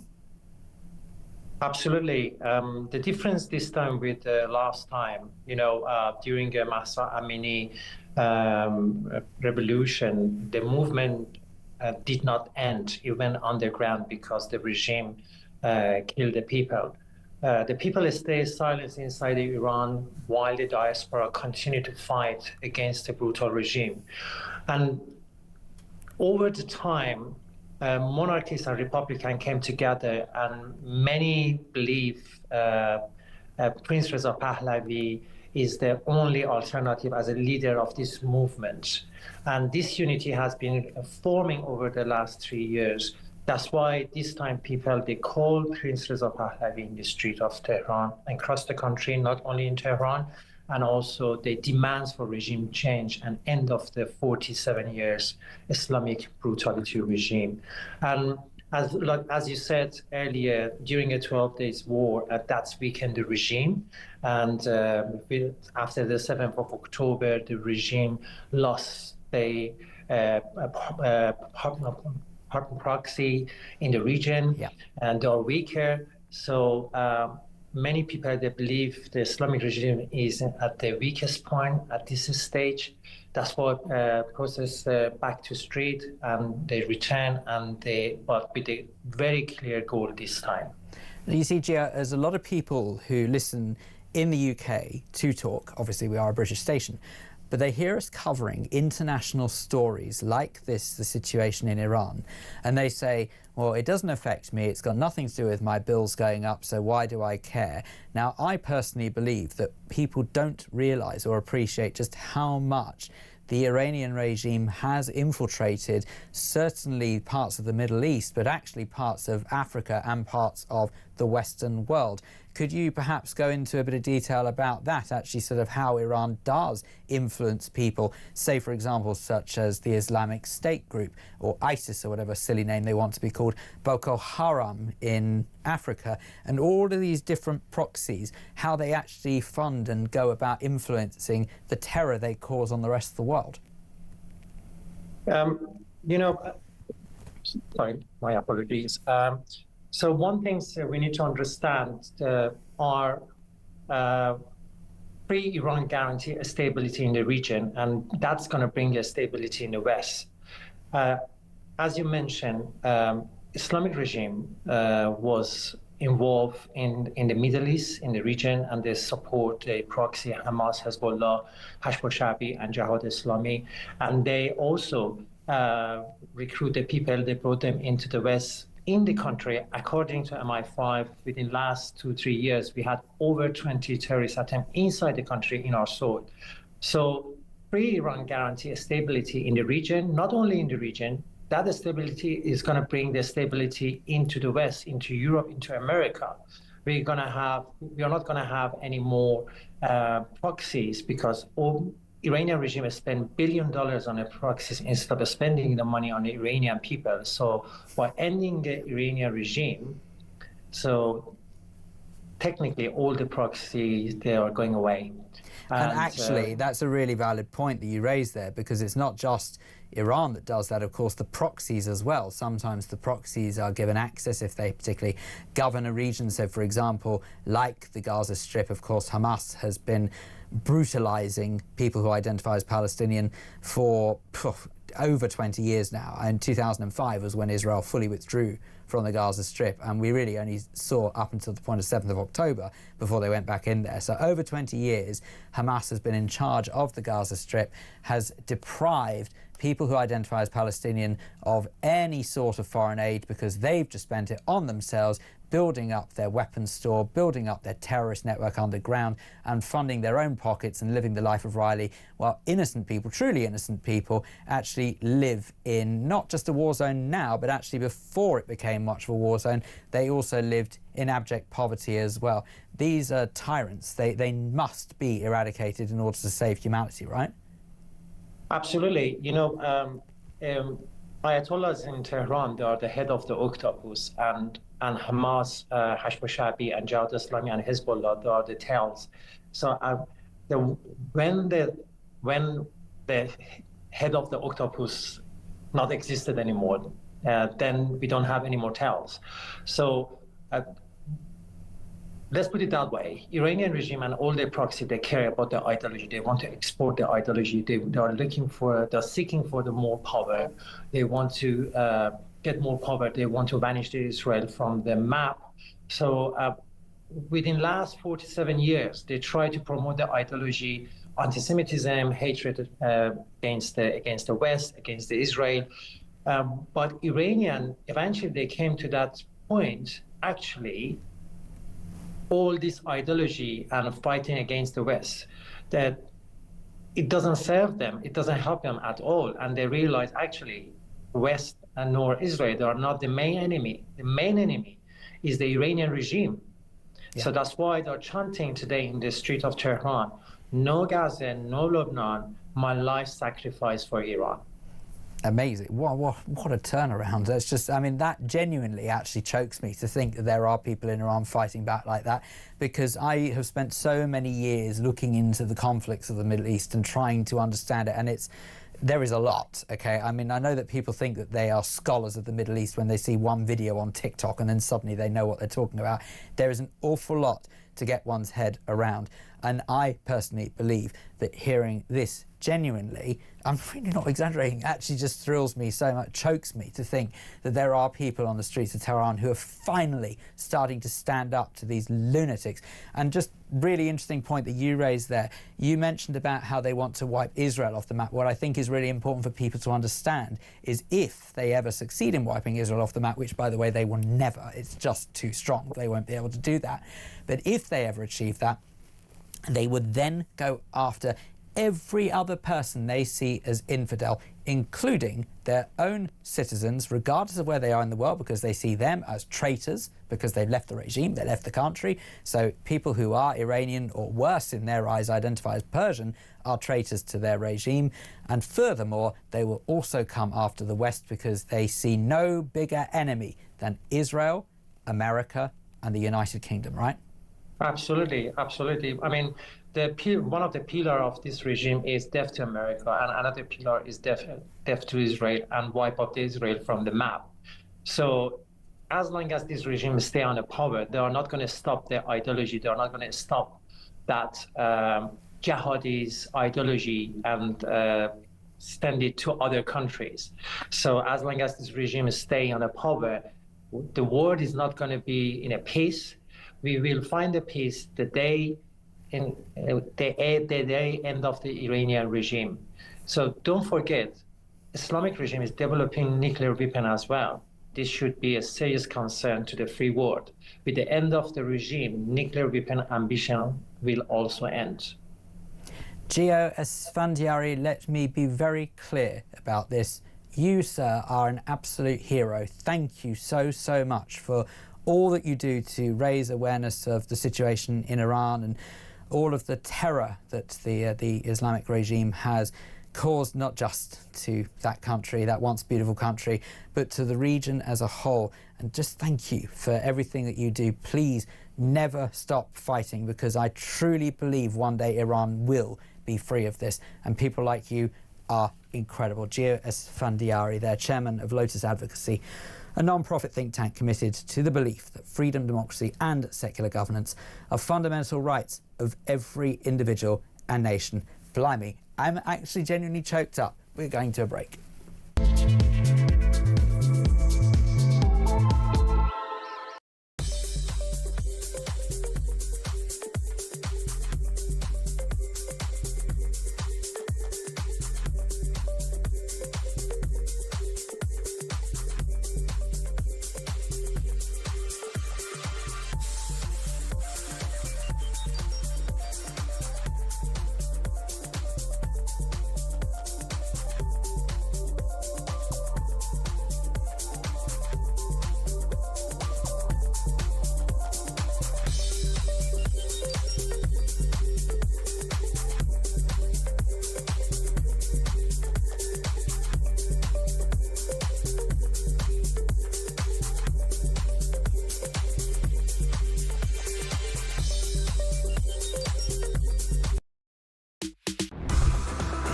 Breaking news this morning revealed that under the Terrorist Act, 242 people were arrested in the year to June of this year. That's something you can indulge in as to all the people who aren't going to prison because, well, there's no prison spaces. So this is a Talk exclusive we've been looking at. I said, you take these cuffs off me and speak to me like a human being rather than a common criminal. You're just left wondering, does these people who lead us actually hate Britain? Yeah. Do they not love our country and everything that we've stood for? Across the UK, on DAB+, on YouTube, on your mobile, and on your side. This is Talk. This is indeed Talk. It is Phil Dave with you until 10 o'clock this evening. I'm in for the mighty Kevin O'Sullivan, which absolutely fear not, he will return on Monday evening right here at 7 o'clock, where he belongs, here on Talk. But if you will excuse me for keeping the seat warm just until then, I'd be very grateful if you stuck with us for the next hour and 13 minutes. Now, Matthew Goodwin-Freeman is in the studio. He's Conservative councillor for Hatch End in Harrow, and he's also a political commentator. You were listening to us speaking just now to Gio Esfandiari. And honest to God, I can't get over what a hero. Yeah, and this is the point. This is the turning point in Iran. We could have free and fair, democratic Iran within the next few days. Let's not forget, Iran has been under a dictatorship for 47 years. Mass oppression of the public. If you go out and protest, you risk being arrested, locked up, public executions, things like this. You risk being killed. That's the world that Iranian people are living in. And I've only learnt about this through my job working for the Member of Parliament, Bob Blackman, who has been calling out about this for years and years for free and fair democratic elections in Iran. We thought last year that could have been the moment when there were protests, but we saw the Iranian government clamp down massively on people protesting. And this year they've come out again. And let's not beat about the bush. People like Gio, people who are standing up and saying what things are like in Iran, risk everything. They risk their safety, their family, their friends, people they know. The IRGC, the Iranian Revolutionary Guard Corps, are the problem here. It is the head of the snake that funds Hamas, funds Hezbollah, funds Boko Haram, funds ISIS, all of these terror groups in the Middle East and around the world. That is the issue. And one of the criticisms I have against my own party is we never prescribed the IRGC whilst in government.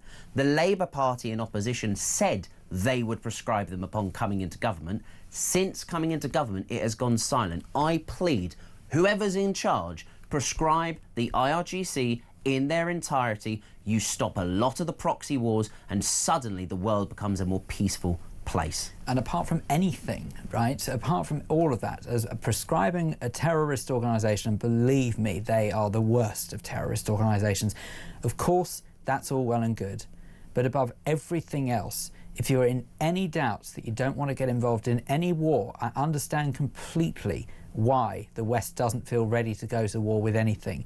But believe me, if you think the threat from Russia is bad, it's a distraction. You ain't seen nothing. So please, anyone in authority, be open to the idea that if we have to stand up to Iran, that is possibly the best use of money we could possibly ever get involved in, because it would actually mean peace of the world, and also, let alone the region. Anybody who thinks this doesn't affect them, it does. Tomorrow I'll be going to a protest outside Downing Street at 1 o'clock, showing solidarity with the Iranian people, because if we can have a free Iran, that solves so many of the problems in the Middle East. I was at a conference in Paris last year showing solidarity with the Iranian people, with the National Council of Resistance of Iran.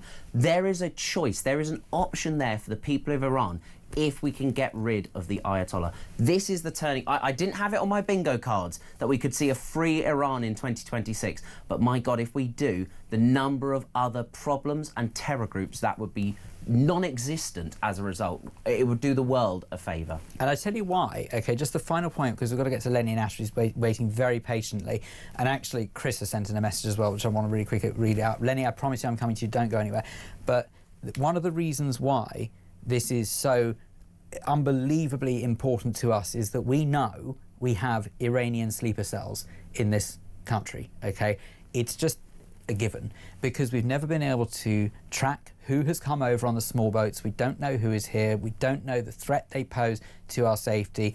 But you can bet almost any amount of money that even if it's just one, and it's not one, it's way more than one, even if it's just one who's crept over, who is a backer of the Iranian regime, and they are from one of the proxy factions who are the true terrorists of the Western world, this country is at threat. But if you destroy the Iranian regime, they have nothing. They have absolutely nothing to live for and to fight for. So please recognise the seriousness of the Iranian situation and the threat it poses to this country, because believe me, it affects all of us. And that is why I bang on about Israel, and so many others do, is because you've no idea the work they are doing to keep all of us safe. 0344 499 1000 is the telephone number to get involved in the conversation. And also, if you want to send a WhatsApp, which is exactly what Chris has done, he very kindly said, Phil, that was absolute world-class broadcasting, world-class human being doing the very best for the Iranian people. amazing. Chris in Newbury. And do you know what, Chris? Apart from the world-class broadcasting, I agree, world-class human being, completely and utterly, Gio Esfandiari is a hero. Thank you for that. 0344 499 1000 if you want to get involved in the conversation. That's exactly what Lenny in Ashford has done. Lenny, a very good evening to you. Good evening, Phil. Now, Lenny, I know that you wanted to speak about this subject we were speaking about earlier on, because the ECHR has decided to stick their unwanted beaks into a situation surrounding this convicted Islamist double killer who has been awarded £240,000 in taxpayer-funded compensation. Now, to be very clear, he is not receiving the whole £240,000. That includes the legal cost and the legal aid he has received from this country. But one way or another, this one scumbag has cost this country £240,000. What say you? Well, he's not the only one. No, he's absolutely not, sadly. Yeah, and I can just my honour. What I truly believe is that the ECHR, they are Starmer's saviour, because they have taken over the work that Starmer used to do as a barrister. When Starmer was a barrister, he protected many hate preachers and terrorists, and this case regarding this scumbag, as you put it now. Well, I'm sorry to use such crass language, but I just can't think of anything else to describe him, if I'm honest. No, well, it fits the purpose. But what it is, they are the people that Starmer used to defend when he was a barrister. You see, this actually does go a long way to explain the behaviour of our Prime Minister, because don't get me wrong, I mean, I'm sure he would put it that he was merely doing his job, and any legal representation has to defend the case that, if you like, that they are prepared to take on. The fact he's prepared to take it on in the first place, I find mildly baffling. But hey, who knows what the reasons were behind him accepting it? There could have been a number of reasons, and even if he actually didn't want to do it, he still potentially had to do it, but I find that hard to believe personally. But it would certainly explain, based on his recent behaviour, when we see him welcoming, quote-unquote, with open arms, the return of that vile creature, El Fattah, back to the country, who, of course, has been openly saying on social media in years gone by how he would gladly kill anyone, from Zionists to policemen and women to civilians to, heck, just even being racist about good old white people. That's nice, isn't it? And this is the person that the British Prime Minister has welcomed. So I do think it goes quite a long way to explain it. But it's how on earth do you think, Lenny, we have got to a situation where the Prime Minister of this once great country, and I really stand by once great and I actually believe could be great again, how did we get to a situation where that has become our Prime Minister? Well, it makes us feel ashamed. You know, when you've got a Prime Minister acting the way he does. I'm in my twilight years. And, stuff and nonsense, Lenny. You're a spring chicken, I tell you. I tell you, I wished I was, Phil. But what it is, in my long life, I have never, ever known a politician or a Prime Minister with a reputation that he has got in such a short time. Yep, I think, Lenny, I would struggle to disagree with that, because, to be perfectly honest with you, Matthew Goodwin-Freeman is still in the studio with me, violently shaking his head along here, agreeing with everything that's being said there. And I'm afraid, Matthew, that I find it hard to argue with Lenny, because I don't ever recall such a fall from grace, going from this great promise to being our saviour from the terrible 14 years we had to endure of that evil Tory government to, oh, he's actually a whole lot worse. Yeah, I mean, you could, well... Within just over a year. We need a general election is what we need. We need the public to get what they want, which is a new government and change. I mean, every story tonight, I'm fed up of seeing the state of what was once great Britain. That's why I wear our country's flag. I'm proud of what this country could be. but we aren't right now. And every story, whether it's El Fatah, whether it's this sick, I mean, I don't even want to look at their face, that getting £240,000, whether it's the situation in Iran, whether it's sex assaults on the train, gangs fly tipping all over the country, or everything to do with social media and not looking after young people. That is the state of Britain. And I put this to the Labour government. They have a huge majority. They could change this country for the better overnight, but they aren't. Instead, they're taking Britain down the track to 1984, and I say enough is enough. We need real change. Do you know what? I don't think I've ever seen Matthew Goodwin-Freeman so wound up. So as far as I'm concerned, I was clearly, so sorry. Clearly there is a lot to discuss. Lenny in Ashford in Kent, thank you very much indeed for taking the time to speak to us. Now, Matthew, there's one who's coming from Vicky here, who says that listening to Matthew Goodwin-Freeman's own story, I am deeply saddened that nothing has changed in the last 30 to 40 years with regards to social services and families living with addictions and the devastation it leaves in its wake. I know this is something that you feel very strongly about and something that you are able to passionately talk about, Matthew, because it's obviously you're talking from personal experience, and I just... When are we going to get our priorities right? This is what I can't deal with. How many more times do I have to say I can't understand and I can't deal with, and all of this stuff I can't, because it's not sense, it's not common sense, it's not right. We just abandon the most likely candidates for public help, and we seem to prioritise revolting individuals who deserve absolutely nothing. I have to say, sadly, we are flat out of time, and so I'm so grateful for you joining us this evening, and thank you so much for your thoughts and your candidness. Matthew Goodwin-Freeman, Conservative councillor for Hatch End in Harrow and political commentator. Right, there is still so much more still to come, so please do not go anywhere, because coming up after this, we are going to be speaking to Stephen Barrett, who of course is a barrister and commentator, about this revolting cretin who's cost you and me £240,000.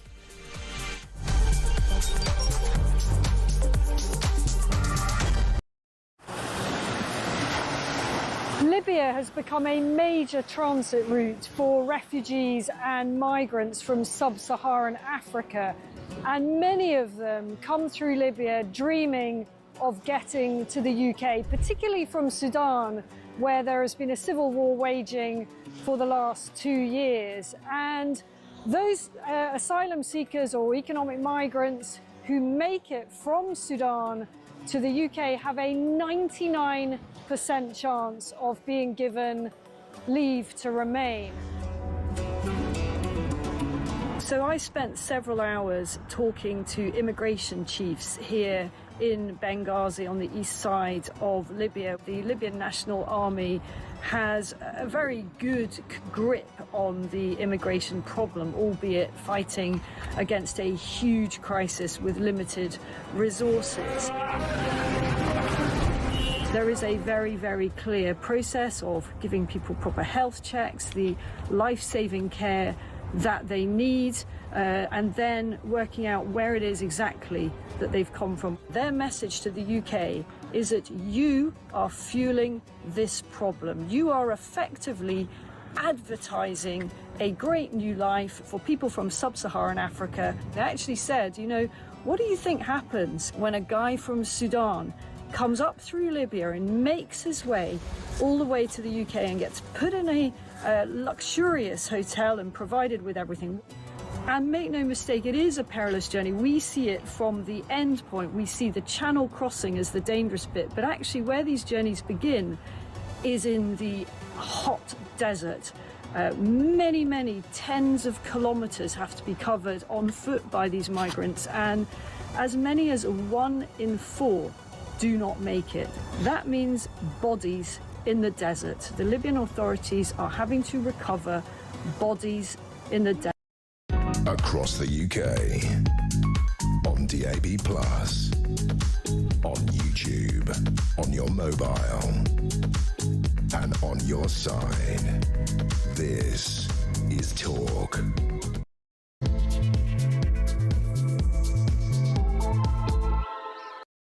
A very very good evening to you. The final hour of the political asylum is upon us. It's Phil Dave in for Kevin O'Sullivan this evening with you until 10 p.m. this evening, when Andre Walker will be here for your Friday night. So please do stick with Talk, because there's still so much more to come. And we'll be carrying on reading out some of your messages and taking your calls as well.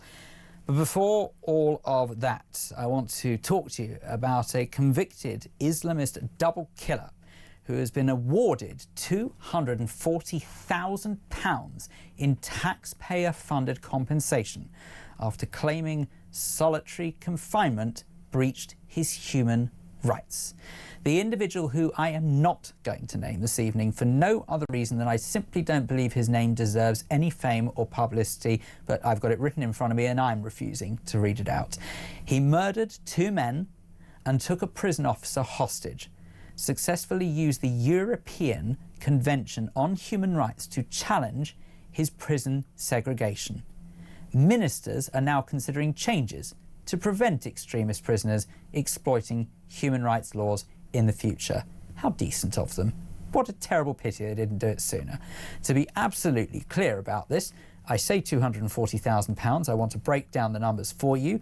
He was actually awarded a few £1,000s of that. He shouldn't have had a penny as far as I'm concerned. He was given a few £1,000s in his pocket as compensation, but the rest of that money was his legal aid bill, which you and I paid for. To talk about this and another couple of issues making the headlines today, Stephen Barrett, barrister and commentator, I'm so pleased, joins us now. Stephen, thank goodness for people like you. Please try and help me understand, why is a legal system of this country allowing us to pay nearly £250,000 for this absolute waste of bones? What am I missing? You're not missing anything. It's completely broken. It's a joke of a legal system. It's disgraceful. It looks, to be perfectly honest, as though the monster involved, and he really is a monster. I mean, these are 2 teenagers he murdered. He murdered them in what the judge called execution style, with a handgun.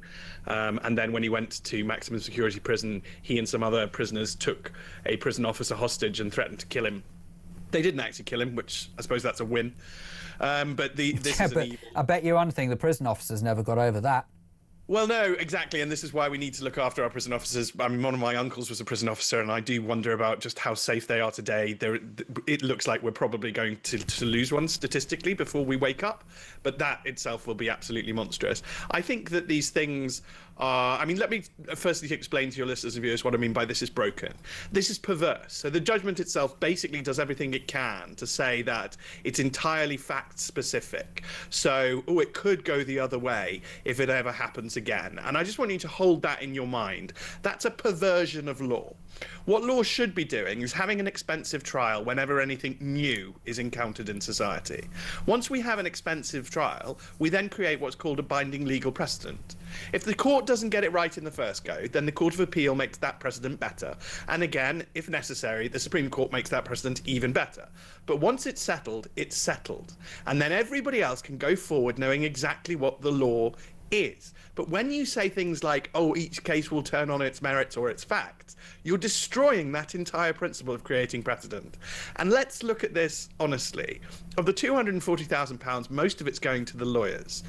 The biggest slices will be going to the KCs, both of whom work at, or are part of, members of, I shouldn't say work, they're not employed, of Matrix Chambers, which is a notoriously left-wing chambers started by Tony Blair's wife, amongst other notable lefties. It's designed to attack the government. The husband of a Labour Justice Minister is one of those KCs, so he will be getting the far bigger slice of this than the monster is getting. And what I think is going on, and what I think your listeners and viewers need to consider, is our simple evil, is it being farmed by really people I genuinely don't consider them this, and that's personal, and that's just my view. I don't consider them to be lawyers, because you're not applying rules in a consistent way. You're just saying everything turns on its facts, which means you then have an irrational argument, and you can do it all over again next week, which looks to me very much like rinsing the public purse. Yeah, well, this is the point. This is exactly the point. Is I almost wouldn't mind this if the individual in the dock wants to fund all of this malarkey for themselves, knock yourself out. I don't mind. In that case, I'd actually quite welcome the justice system who's prepared to pay for them. But it's the legal aid. It kills me. £240,000 of taxpayers' money on this revolting individual. Think of what that money could do and who it could help. It's the average cost of many homes in the UK, and we're spending it defending this monster. Yes, and the judge, I mean, the 149 paragraphs of waffle, as far as I'm concerned, from this judge, self-contradictory nonsense. Sometimes up shall be down unless it is down, or up. I mean, it's just complete gibberish. Article 8 itself has, if you actually go back and read the article, it's not that offensive. What's happened is that over the years, the lefty lawyers have blown all of this up with endless, really unnecessarily long cases like this one, so that it can be absolutely perverted. Article 8 says that you can oppress his right to a family life in the interest of national security. Well, this is an extreme. He's identified as an extremist Islamic terrorist or risk. He's a mass murderer or a double murderer. He took a prison officer hostage. Obviously, we can suppress his rights in the interest of national security. And the last line of Article 8, your listeners and viewers will love, because it just shows how the articles have more sense than any of these human rights laws interpreting them. Or balanced against the rights of others, which is something they never actually do they? They never take into account our rights to not have to fund these nonsense trials. You know, our rights to maybe keep some of our taxpayer money for services we actually need. I genuinely think we're starting to turn a corner here, where it's not just that the ECHR is awful, and it is. It's not just that human rights is nonsense, and it is. It's starting to look like it's just being used to line the pockets of people. And the connection with the Justice Minister is absolutely outrageous. Her husband is getting probably the biggest slice of this. Look, I mean, let me be really clear. I don't want to live in a world where there are no human rights. I just wished we knew who deserves human rights protection and who doesn't. And sorry to split hairs, but just to pick up on one thing in particular that you were saying about sort of the right to family life and that malarkey, is that, and I'm sorry to use the word malarkey, but I don't really understand the legal jargon, but one thing I do understand is that in particular with this case, that the High Court obviously ruled in his favour, citing that it was significant degree of interference with his private life due to the segregation conditions. He's a prisoner. I want him segregated. He's a terrorist. He's a monster. I don't want this guy to live a normal life. Why? Why are we protecting people like that? Well, let's be honest, we didn't segregate him in maximum security prison, which is I wish we did. Well, that was why he was able to team up with his mates and take a prison officer hostage. So then we have to move him to somewhere where you have segregation. But we didn't even do that. The committees met and assessed him. They were found to have not assessed him quite as often as possible as necessary, which again is how long is a piece of string. They offered him at least two play dates with other prisoners who are not named for reasons, again, I don't understand. They're prisoners. You can put their name in a court document. Thank you very much. I don't know why we need to protect their anonymity. I mean, they're also in this facility, so they're also monsters. But literally, the governor tried to, or whoever runs the centre, they may not technically have the title governor, but the head of it, they tried to arrange meetings and say, would you like to spend some time socialising with so-and-so? No, I don't like them. Would you like to spend some time socialising with this person? No, I don't like them. And he made all sorts of allegations that everybody in the prison is racist and Islamophobic. Oh, of course they are. None of which is made out. So it just sounds like this is a narcissistic, evil monster, and we have pandered and pandered and pandered and pandered and pandered, and then he's gone to court, paid vast amounts to lefty KCs who get the money really, and then been patted on the hand and said, oh, we're terribly sorry that we were mean to you. I honestly, just words fail me. You know, the fact that actually ministers are now finally considering, there's the word there, considering legislative changes to prevent extremist prisoners from using the ECHR in order to challenge prison security measures. I have to say that, how can I put this? No, don't consider it. Do it. Change the blooming law. We've got to stop this. And actually, just from because you know what, Stephen, help a layman like me understand what is involved in changing the law that would allow us to just bypass this nonsense. Because as far as I'm concerned, David Cameron actually proved he could ignore the ECHR when he wants to, and he was one of the most wishy-washy prime ministers I've ever known in my lifetime. So as far as I'm concerned, if he can do it, surely someone else can ignore the ECHR if we have to. What do we have to change, legislatively speaking, to make this better? Well, the first thing to point out is that what David Lammy is proposing is not to change the law.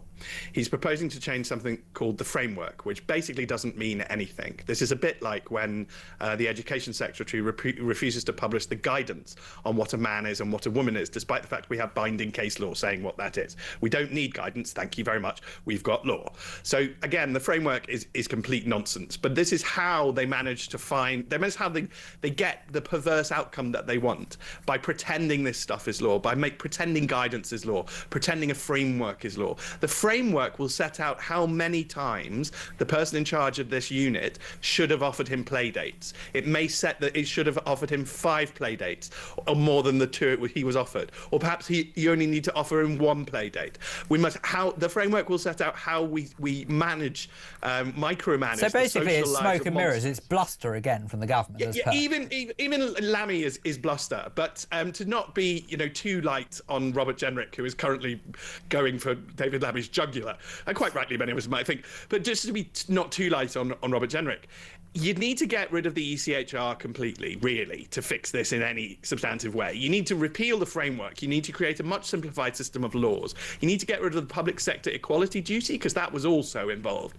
We have built a rat's nest of complicated laws. I don't want a layperson who's not a lawyer to ever feel guilty about not understanding your laws, because as far as I'm concerned, they did this to you deliberately. They deliberately don't want you to understand, because then you just nod your head while their mates get given hundreds of thousands of your pounds. Wow. Let's move on before I say something that might get me sacked or both of us in trouble, who only knows. A former Downing Street advisor has criticised the UK government's handling of the Alaa Abd El Fattah case, saying that officials privately viewed the high-profile campaign with scepticism despite public emphasis. And so this activist's release, of course, from an Egyptian prison and return to the UK was highlighted last week. In fact, I think it was exactly a week ago today, triggered political controversy. The party, after the post the past of the social media scandal, basically it was his social media posts from yesteryear came to light, and it showed that he said some pretty heinous things, including that he would gladly kill civilians, he would gladly kill police officers, and Zionists. He said some pretty awful things that are racist against white people, but it doesn't matter because you can't be racist towards a white person, as we all know. And as far as I'm concerned, this is not the kind of individual I want the Prime Minister of the UK to welcome home with open arms. Yeah. So but the statement from the sort of, it's a second tier of, because these are unelected, but they work for the government rather than working for the civil servants. And the statement from them is basically, it's not our fault the civil service made us do it. They're a bit mad, don't you know? And it's like, well, you're supposed to be in charge. Not you. And actually, we shouldn't really talk to this loon. We should be talking to a minister, and particularly the Prime Minister and the Home Secretary, who got themselves involved in all of this. But we should be saying to them, you are in charge of this government. You are in charge of this country. Man up and do something. Actually step up and govern. And what they're effectively doing is saying, we cannot govern this country. Ha ha, don't blame us. It's not our fault. And well, that is not an acceptable position. I've, by the way, been warning about this for about 5 years, because we've built this rat's nest of laws, because it's so complicated. Because, you ask me, what is the framework? Or we go back to what is a man and woman, and we've got all this guidance rubbish. Nobody can do anything, because everything is so just unbelievably complicated. I mean, don't get me wrong. I don't want to feel like I'm being arrogant or superior to your listeners and viewers. It gives me a headache. I still haven't looked at the proposed Hillsborough bill, because it's 68 pages and I know I'll need to lie down afterwards.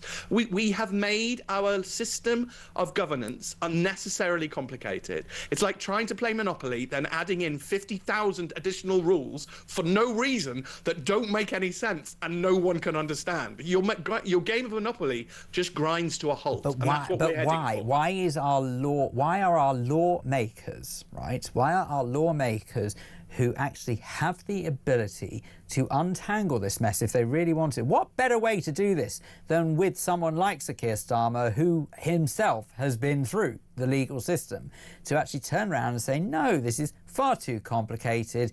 We need to rip it up and start again. They're cowards. They won't do it.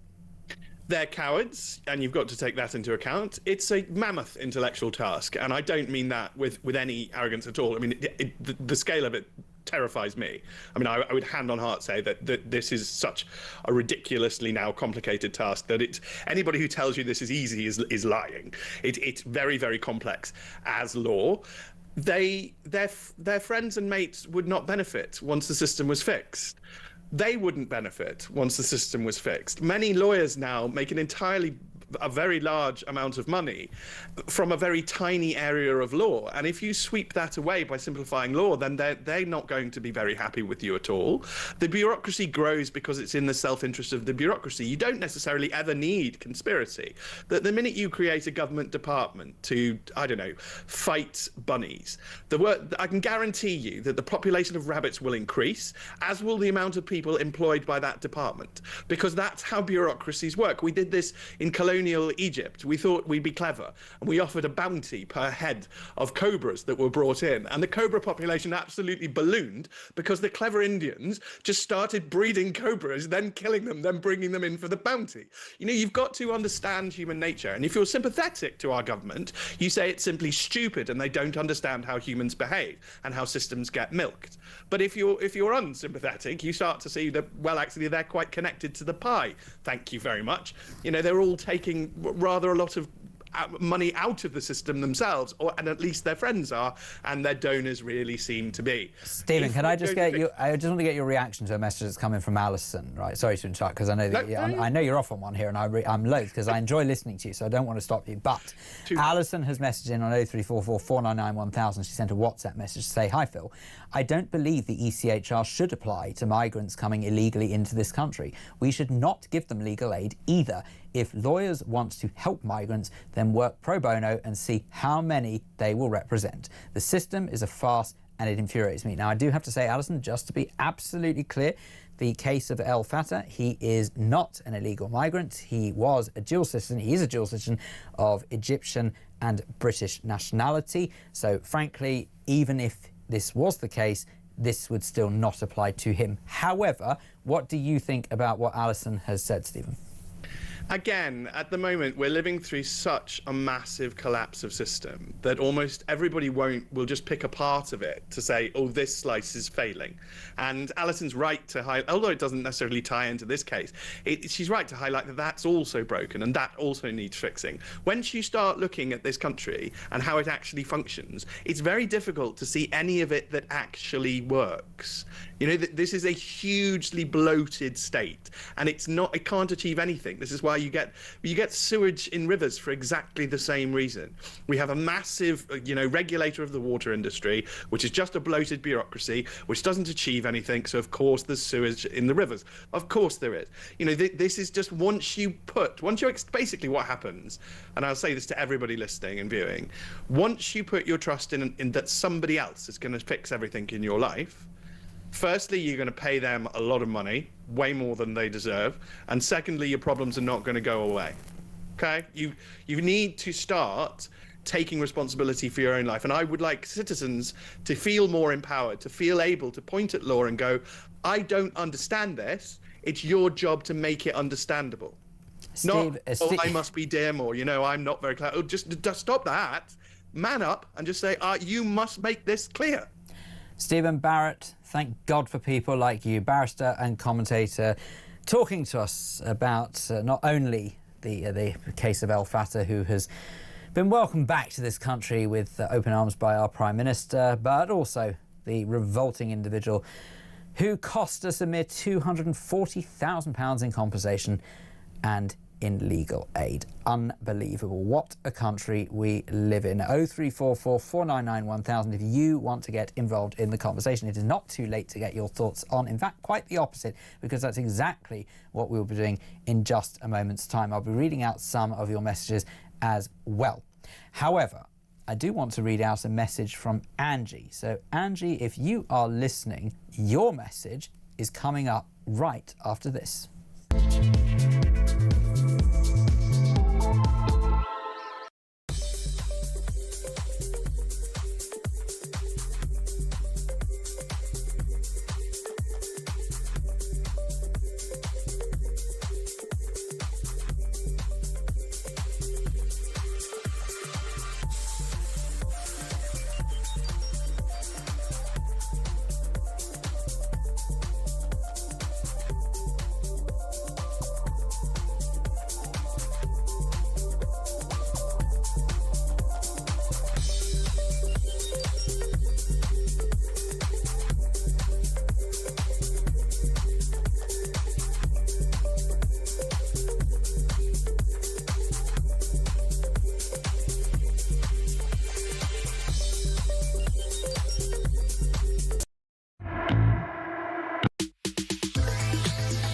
every Monday to Wednesday, midnight until 1, it is Talkback. Such a shortage of housing. You've got landlords, right, are taking that on board, and it's an absolute disgrace. Your stories, your opinions, it is your chance to have your say. So they're literally just being rented out as hotels, basically. Yeah, rent a load of hotels. Well, that has really shone a light for me.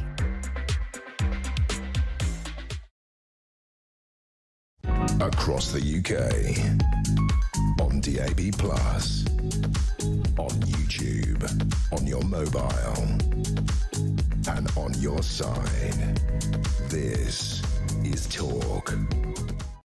A very good evening to you. This is Talk. It's Phil Dave in for Kevin O'Sullivan with you until 10 o'clock this evening. And thank you so much for all of your messages, your interactions, your calls. We're going to go back to the calls in just a moment's time, but keep them coming. There's still time to have a chat about any of the subjects we've been covering this evening. 0344 499 1000. Now, I have to tell you, we've got a message here that's come from Angie. Now, I don't normally do this, Angie, but Angie has said, "Hi, Phil. Can I get a happy birthday? 52 today and collecting happy birthday wishes. I've got 3 so far. Can we have more of you this year?" Well, sadly, that is not in my hands. I would love to say yes to it, but believe me, I very happily would. She also goes on to say Happy New Year. So, Angie, I don't do things by halves, so if that is the case, I need a little bit of backup from this. So if we are going to say it, I think altogether we'll say Happy Birthday, Angie! Woo! There you go. Thank you. That's the top team behind the glass there as well.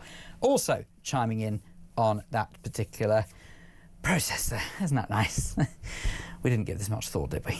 Anyway, doesn't matter. Let's go back to the phones, shall we? 0344 499 1000. And Kevin is in Basingstoke. Well, thank goodness for that, because we don't have Kevin O'Sullivan this evening, so thank goodness we've got Kevin in Basingstoke. Kevin, good evening. Good evening. Now, Kevin, first and foremost, Happy New Year to you. Hope that you've had a good one so far. If it's not too late to say that, it still counts, doesn't it, on the 2nd of January? I guess so. But, Kevin, what did you want to speak about? Well, you're talking about the compensation paid out. Yes, the disgusting amount of money issued to this one cretinous individual. Yeah, well, I don't know if the person that you were speaking to is still there, but he said left-wing lawyers. Yes. There's no Stephen Barrett. There's no such thing as a left-wing lawyer. You don't study to be a left-wing lawyer or a right-wing lawyer, do you? No, but I think what we mean by that expression, and I'm fairly sure, Kevin, you can comprehend this, is that even if you study law, of course, the law is technically apolitical, but I don't think that you could possibly deny that individuals' political beliefs could very heavily influence the way in which they wish to use the law to defend their clients. That's fair enough, isn't it? Well, no, I think left-wing lawyers is just something that the right-wing media say. Well, it also happens to be the case that there are plenty of people in the left wing who describe those who are patriotic as far right. So I think there are examples on both sides of the fence that people use terminology to try and put their political opposition down. Yeah, but we're talking about the law here. There's difference. We are. The law is not left wing or right wing. The government. No, but as I've explained, Kevin, the law might not be left or right wing, but those who work in the law can use their political beliefs to influence the way that they utilise the law to the benefit or detriment of either the client or the prosecution that they're trying to carry out. Right, okay, but anyway, this case, why are you talking about this case so much? He was paid out £7,500 because he was kept in a cell for 2 years on his own. Excellent. And was only allowed out for 1 hour a day. Brilliant. More of that, please. Well, fantastic. You can't just say more of that. Look, we don't live in a lawless country. When you go to prison. Well, if we don't live in a lawless country, why do we have so many people who are determined to break the law, like this revolting excuse of an individual? Crime, you are punished and sent to prison. Good. While you are in prison, we have a duty to look after prisoners. No, we don't. We do. No, we don't. Yes, we do. No, we don't. We don't have a duty. What do you mean have a duty to look after prisoners? What? Do they have a duty to the victims of the people that they attacked or killed? They're not in prison, are they? No. The individuals in question here... Kevin, this is a conversation, not a rant.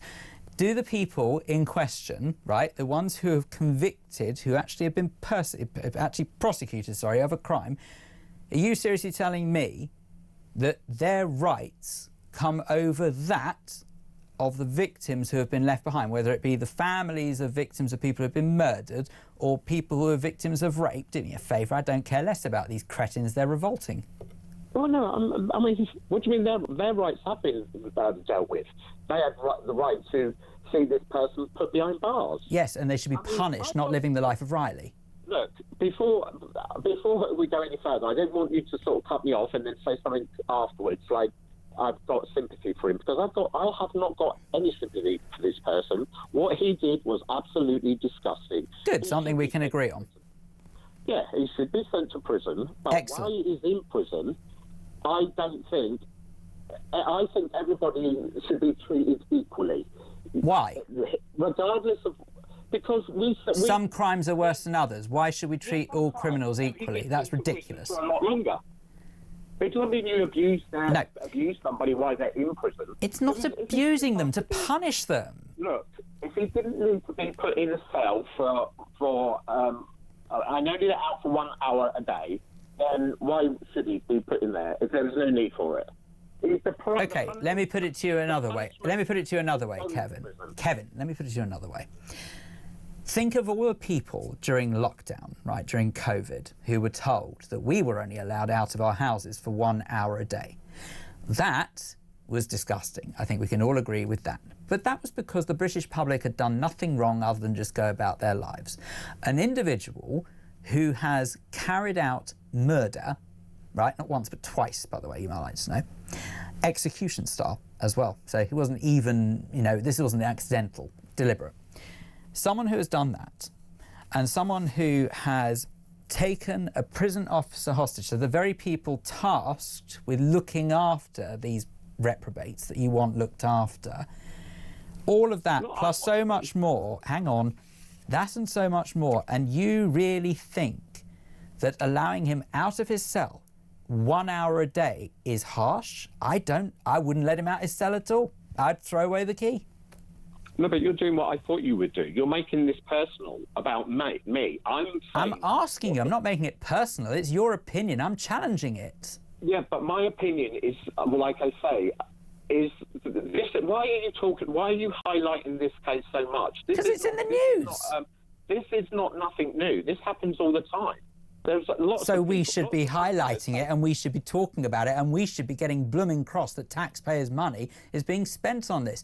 Just under £250,000, Kevin. Yeah, but he had to have... I mean, so if a prisoner is not being treated right, OK, so they're being beaten up in prison. There's nothing to suggest he was beaten up. No, I'm not saying that, but it does happen quite a lot. Say they're being abused in prison. Do you think that they should not have any rights to say, look, this is happening to me, it's got to stop? Yes, but at the same time, I don't think it should be the taxpayers who funds that. Because if someone hadn't done wrong in the first place, they wouldn't wind up in prison, would they? Yeah, but not everybody that goes to prison is sent to prison for murder. You can be sent to prison for a lot less than that. But then don't do something wrong and you don't go to prison. I don't understand why we've got this reverence towards prisoners. They're not innocent people. OK, 1 or 2 might have been wrongly convicted, but the vast majority of people in prison are guilty of a crime. And if they don't like prison, don't do the crime. It's not rocket science. Right, so you're saying if you get sent to prison because you can't afford to pay a bill when you've been sent to prison, then if you get mistreated in prison, beaten up or stabbed or whatever, it doesn't matter. I'm not talking about specific cases. I'm saying don't do wrong and you won't go to prison. What's difficult to comprehend? Well, are you saying that you've never done nothing wrong? I've certainly done nothing that ever warranted going to prison, no, and I'm blooming proud of that. I'm a law-abiding citizen by and large. May have made a mistake inadvertently, but you believe me when I say that I have never knowingly, deliberately broken the law. Ever. Well, you've never got a speeding ticket? I've never deliberately broken the law. So you have got a speeding ticket. So say we change the law and you got sent to prison for a speeding ticket and you got beaten up, you think that'd be okay?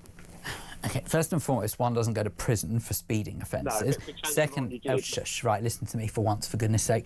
First of all, you don't go to prison for speeding offences. Number two, right, you can do it by mistake because you're not aware of the speed restrictions in that particular area. It is perfectly possible that you could inadvertently break the law like that. So yes, I have received a speeding ticket, and no, I did not do it deliberately. Right, I think you are talking about this case because you want to bring the ECHR into it and you want us to leave. That's why you're highlighting this case. Right, and I think you're talking out your backside. Kevin in Basingstoke, thank you very much indeed for your call. 0344 499 1000 if you want to join in the conversation, please do. I need to go and have a drink after that. Have water, don't panic. See you in a sec.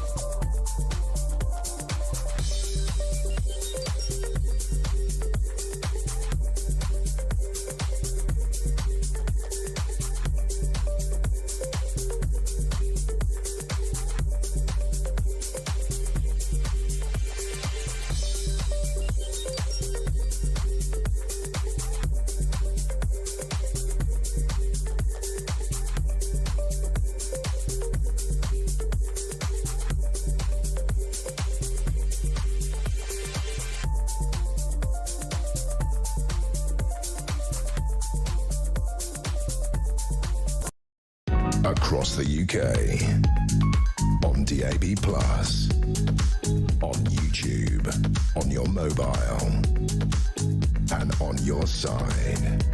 This is Talk. Indeed, Kevin O'Sullivan does return Monday night here on Talk from 7 o'clock. So please bear with me for the last few moments of this programme whilst I sit in the hot seat for Kevin O'Sullivan. It's me, Phil Dave, with you until 10 o'clock this evening. This has come in on WhatsApp from Paul, who says, Kevin is annoying. He was referring not Kevin O'Sullivan, you'll be pleased to hear, Kevin in Basingstoke, our previous caller. Kevin is annoying, but free speech is important. Best wishes, Phil, with your channel. Regards, Paul in Northern Ireland. And do you know what, Paul, you're absolutely right. I could not agree with you more. Of course, free speech is important. I'm all for free speech. What I'm not in favour of is a rant. If we're going to have a conversation, I want to have a conversation. I don't want someone to start barking at me as if I don't know what I'm talking about and everything that individual says is right. Not saying that's you, Kevin in Basingstoke, but you did get that impression. 0344 499 1000. That's the telephone number if you want to get involved and have your say. We are indeed the home of free speech, so I absolutely applaud anyone who wants to come on and have a conversation. Right, let's move on to this, shall we? Because organised crime gangs are increasingly behind large-scale fly tipping across the countryside, dumping huge amounts of waste illegally. Figures show more than 1 million incidents last year, with rural areas worst hit.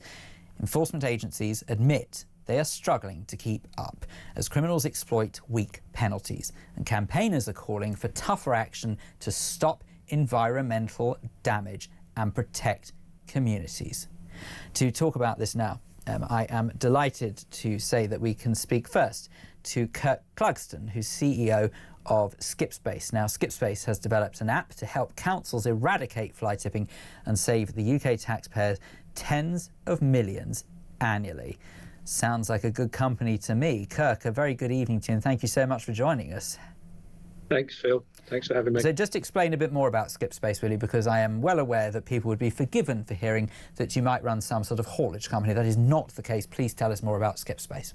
No, my team and I have developed an app over 3 years, specifically to help councils eradicate fly tipping, and it's based on a QR code system. What we found is, obviously, people who fly tip, the councils have to clear up the rubbish after they fly tipped. So it's all reactive. We try to do something that's proactive. So our system, our QR code based system, would be introduced to councils that are willing to try it out. At the moment, Reform are the only council that or party that are interested. Labour and the Conservatives have not done anything with us. Well, there's a shock, because I can tell you almost exactly why that is, Kirk, is because unfortunately you are something in the way of an antidote to the cash cow that is fly tipping. And I have to say that I have looked at some of the restrictions and the rules and regulations imposed upon the great British public over the years, and I think it is so blindingly obvious that it is simply a way of successive governments to make money out of us. Have a look at what we do with litter, for example. First and foremost, we have about 100 bins inside our front gardens. Why is that? Because we are expected to do the work of those councils we pay an absolute fortune towards, where we have to sort the rubbish. Well, some might say, OK, fine, you sort out recycling, you can almost understand that. However, let's put that to one side, because that's not my gripe here. You do have a bit of a problem when you put something in the wrong bin and then for 2 weeks your rubbish is not collected and you get an infestation of rats, but let's not dwell on that. For fly tipping, the reason why I believe that this is so rife in our country is because councils have continuously made it almost impossible for people to dump waste in recycling centres. And in fact, they never used to be called recycling centres when I was growing up. They used to be called the dump, the tip, and we're not allowed to call them that anymore. They have to be waste recycling centres. And they are so impossible to navigate because you have to put goodness only knows what in what bin. Furthermore, you also have to spend an absolute fortune if you have a vehicle that is larger than a Fiat 500. So as far as I'm concerned, that we have deliberately made it impossible for people to dump waste in this country, and as a result of it, fly tipping increases. Fly tipping increases, therefore governments put cameras in and charge and fine people for fly tipping. It's a cash cow scheme, is it not? It is, and you know the councils have made it so that it's so expensive to take your rubbish and take it to the waste site or the dump or whatever you want to call it, and it's restrictive. You have to make appointments sometimes, and councils will charge a fortune. And this is the problem that we found. There's 1.3 billion pounds of fly tip rubbish residentially a year in the UK that has to be cleaned up. And people are dumping, like builders, not builders, but you know, builder-sized vans.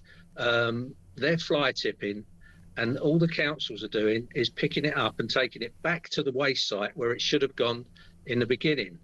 Our system, well, you'd have to register to get onto our system, and then you'd be given a QR code. You'd take your rubbish to the dump and have a QR code, so you'd be monitored, and you could dump for free. Now, what that does, that stops the person fly tipping and the council having to pick it up and taking it back to the dump again, which costs money. So we're bypassing. It's not ideal, but the system could really work. And what's happening with this major crime syndicate that's going on with the fly tipping that's so bad, it's because landfill prices have just gone up. They've gone up in April last year. They're going up in April this year. It's £126 a tonne for a company to take rubbish to a landfill site. And if you think about it, if someone's got a field or somewhere where they can dump rubbish, an organised gang, a waste who possibly, lorry, by the way, who possibly even offers like a sort of an underhanded rate to people as well, saying, look, you pay exactly me this amount and I'll do it for half the price the council would charge. If you think about it, a grab lorry will hold 15 tonnes, so that's £2,000 it's going to cost someone to take their rubbish to the landfill. If someone says to them, listen, we've just found a field and you can dump it there for 500 quid, they're going to do that. Well, not everyone, but a lot of them are. And that gang, if you imagine 100 lorries going there, and 500 quid a time, that's a day. The amount of money is staggering. Now, the council would have to send a grab lorry in to the same place to pick it up, and the company would charge the council £500 to take that rubbish back to the landfill site. So why not say to companies, instead of paying £2,000 a tonne to dump your rubbish from a grab lorry in the landfill, we'll charge you £500. Kirk, I have to tell you, I could speak to you for ages about this because I feel so passionately about the fly tipping scandal that enrages our once green and pleasant land. But unfortunately, time is tight. But Kirk Prudston, CEO of Skipspace, thank you very much indeed for your time this evening. Really appreciate it, because I absolutely want to chat now to Laura Raynaker, who is CEO of Friends of the Thames, and that's a charity creating one single voice for the River Thames from source to the sea. Be careful with that, that sounds something very similar and that's not so friendly, aimed at connecting communities in the river catchment. And Laura, look, first and foremost, it's a great pleasure to speak to you. Thank you so much for joining us on a Friday evening. I really promise you I appreciate it. Just tell us a bit more about Friends of the Thames and what you guys do. We are aimed at clean and healthy Thames, the whole of the Thames basement, so that's catchment, so that's the main body of the Thames and all her tributaries, of which the Cherwell is one of them. Thank you. So look, here's what I want to get down to the crux of, is that the government, in my humble opinion, I don't know how you feel about this, are simply not doing enough to combat waste management in this country. Now, I'm fairly sure there'll be some people who say there are more important things going on, but we've got to get a grip on this, because before long, the UK could be overrun with waste if we carry on like this. What do you think? I agree with you. I think it's been a series of successive governments that have let us down quite badly on this area. But actually, I think what the point comes down to is our lack of connection with nature in this country and the lack of care given. And that care has been severed from the top down, so that anybody with the power to actually make a difference doesn't see it as a commitment or a responsibility any longer. So everything is now grassroots movement up. So we're pushing up the care of our environment and our nature for us, the riverbed up. It's amazing work that you guys are doing, absolutely, because make no mistake, and I just think that sort of the scandal, you may have heard me talking to Kirk just now there, the way that I believe, and I have no proof of this, so I've got to be careful, I have to declare that, but I believe successive governments have actually exploited waste management to just generate more money. And I can't really understand why it's so blindingly obvious that if they simply took the councils to task and saying, you're charging an absolute fortune for people to legitimately dump waste at either recycling plants or in what I used to know as tips or dumps. Yeah. Now, if they just revoked that and actually said, no, do you know what? You're not going to be penalised for dumping waste.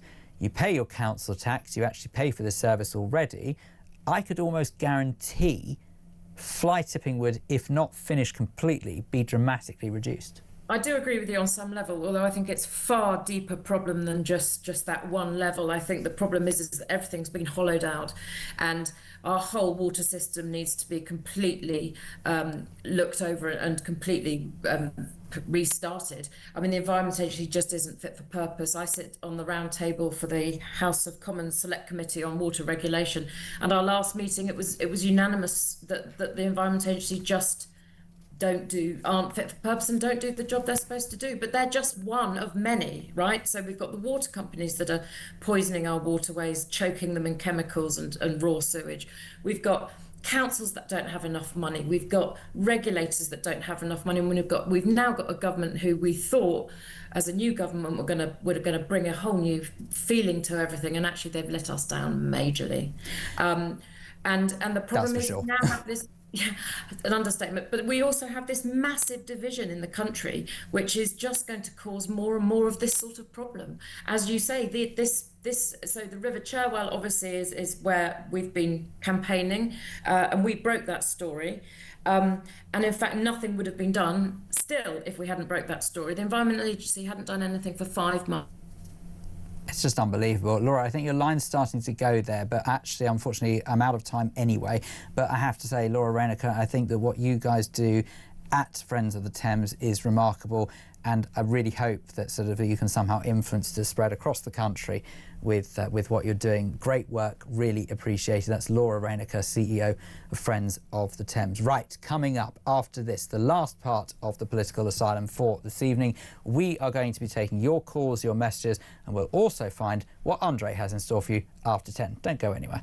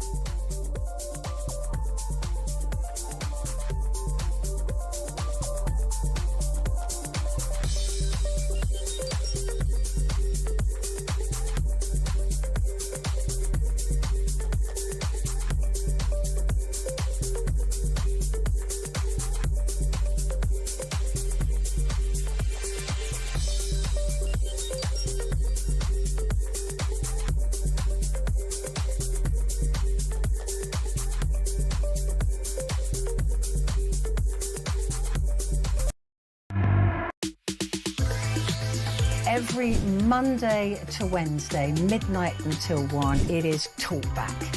Such a shortage of housing. You've got landlords, right, are taking that on board, and it's an absolute disgrace. Your stories, your opinions, it is your chance to have your say. So they're literally just being rented out as hotels, basically. Yeah, rent a load of hotels. Well, that has really shone a light for me.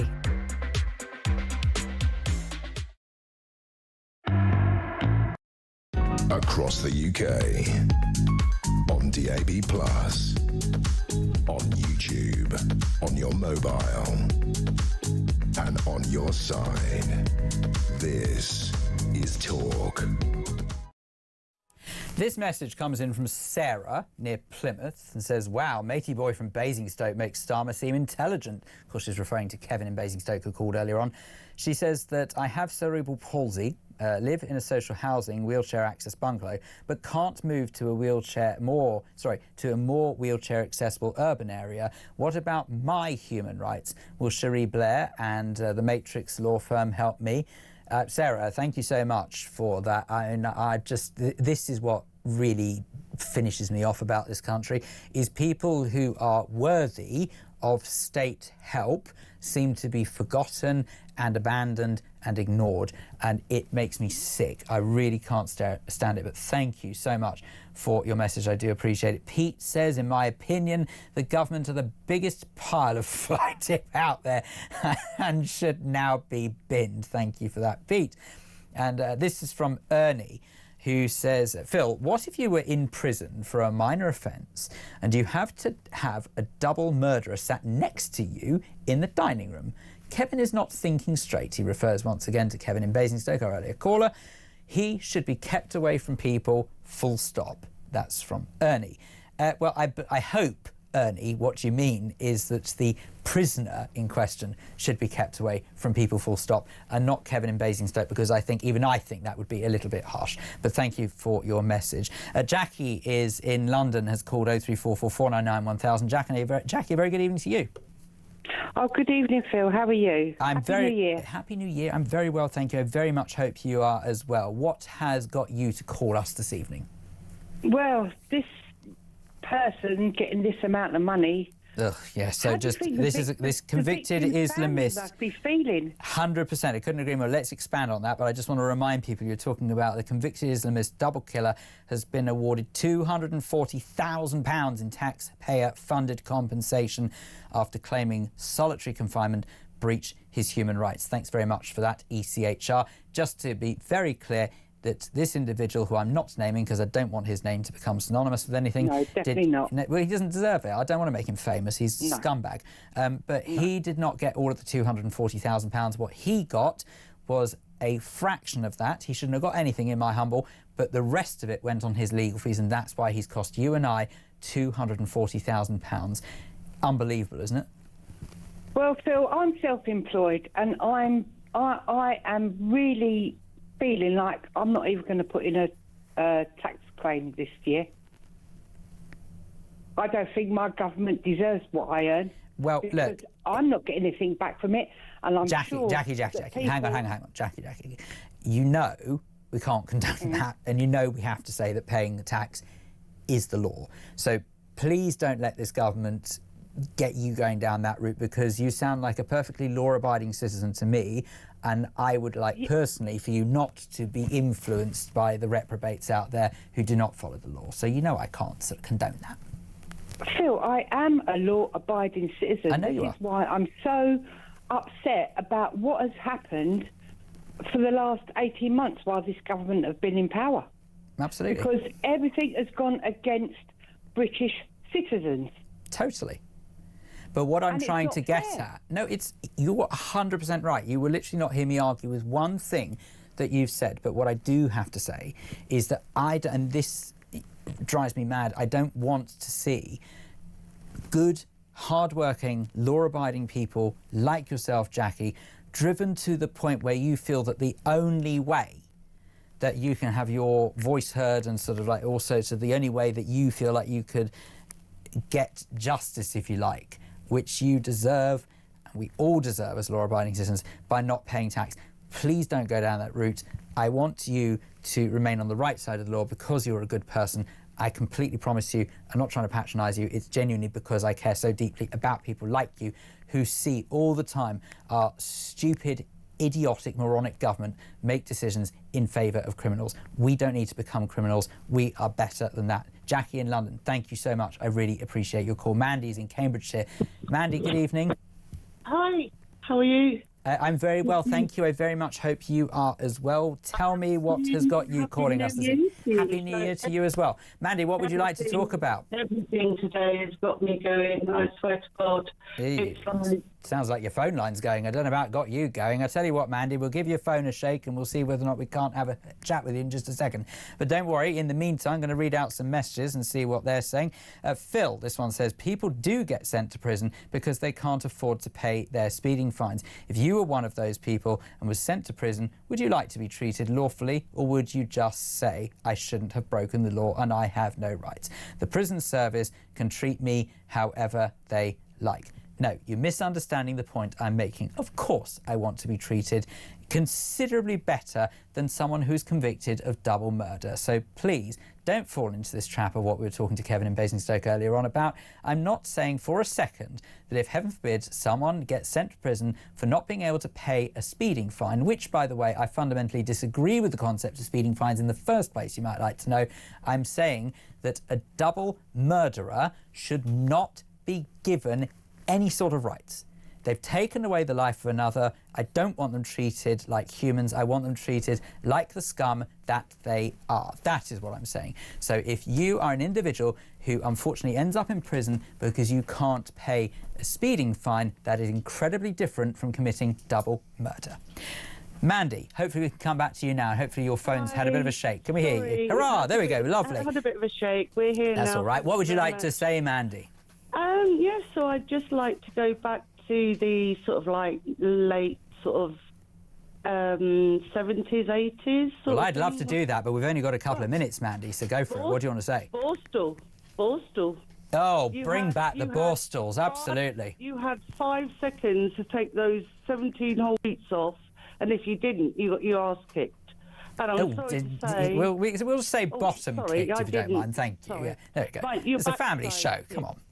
It was a bit late, but hey. Well, but yeah, no, you got your backside kicked. You basically did as you was told. You was in there for a reason, and actually, you did as you was told. And I'm not quite sure if you've blanked me out now. I've not blanked you out, Mandy. On the contrary, I'm listening with intent to everything you're saying. I just deeply regret that we've run out of time. But I really appreciate your call. And Mandy, I can't tell you how much I agree with what you say, because I also believe that Borstals and the idea of Borstals should absolutely be brought back. Discipline is what is missing from our society. Good old-fashioned discipline that actually means that people genuinely have the correct level of fear to ensure that they behave like good, peace-loving, law-abiding citizens.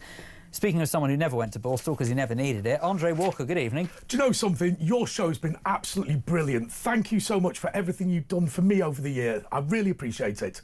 Now, my show's not going to be as good as yours. Oh, stuff and nonsense. We are going to talk about the fact that Britain is getting poorer. We're going to talk about the fact that so many of our viewers and listeners are working hard, doing their thing, paying taxes, and yet the government seems to be totally against them. Time and time again, it seems to be the migrants that are put first. It doesn't seem to be veterans. It doesn't seem to be hard-working people like you and me. And so we want to talk about it. You know what? It's the end of a busy week, and it's time to talk about those big issues that are affecting us all. We can also do a couple of New Year's resolutions as well. Superb. What do you think? I absolutely think that sounds like a top-notch programme to me, and then you're here until 1 o'clock tomorrow morning. 1 o'clock, of course. Who could possibly say no to that? So make sure you get your calls in now, please, to Andre, who's here after 10 o'clock, 0344 499 1000. Now, Andre, stick around, obviously. Don't go anywhere because you're coming up. I'm contracted to stay here. You are contracted to stick around. But I also just want to get your thoughts on some of the messages that we got, because I haven't got round to some of them, and I just want to read one or two out.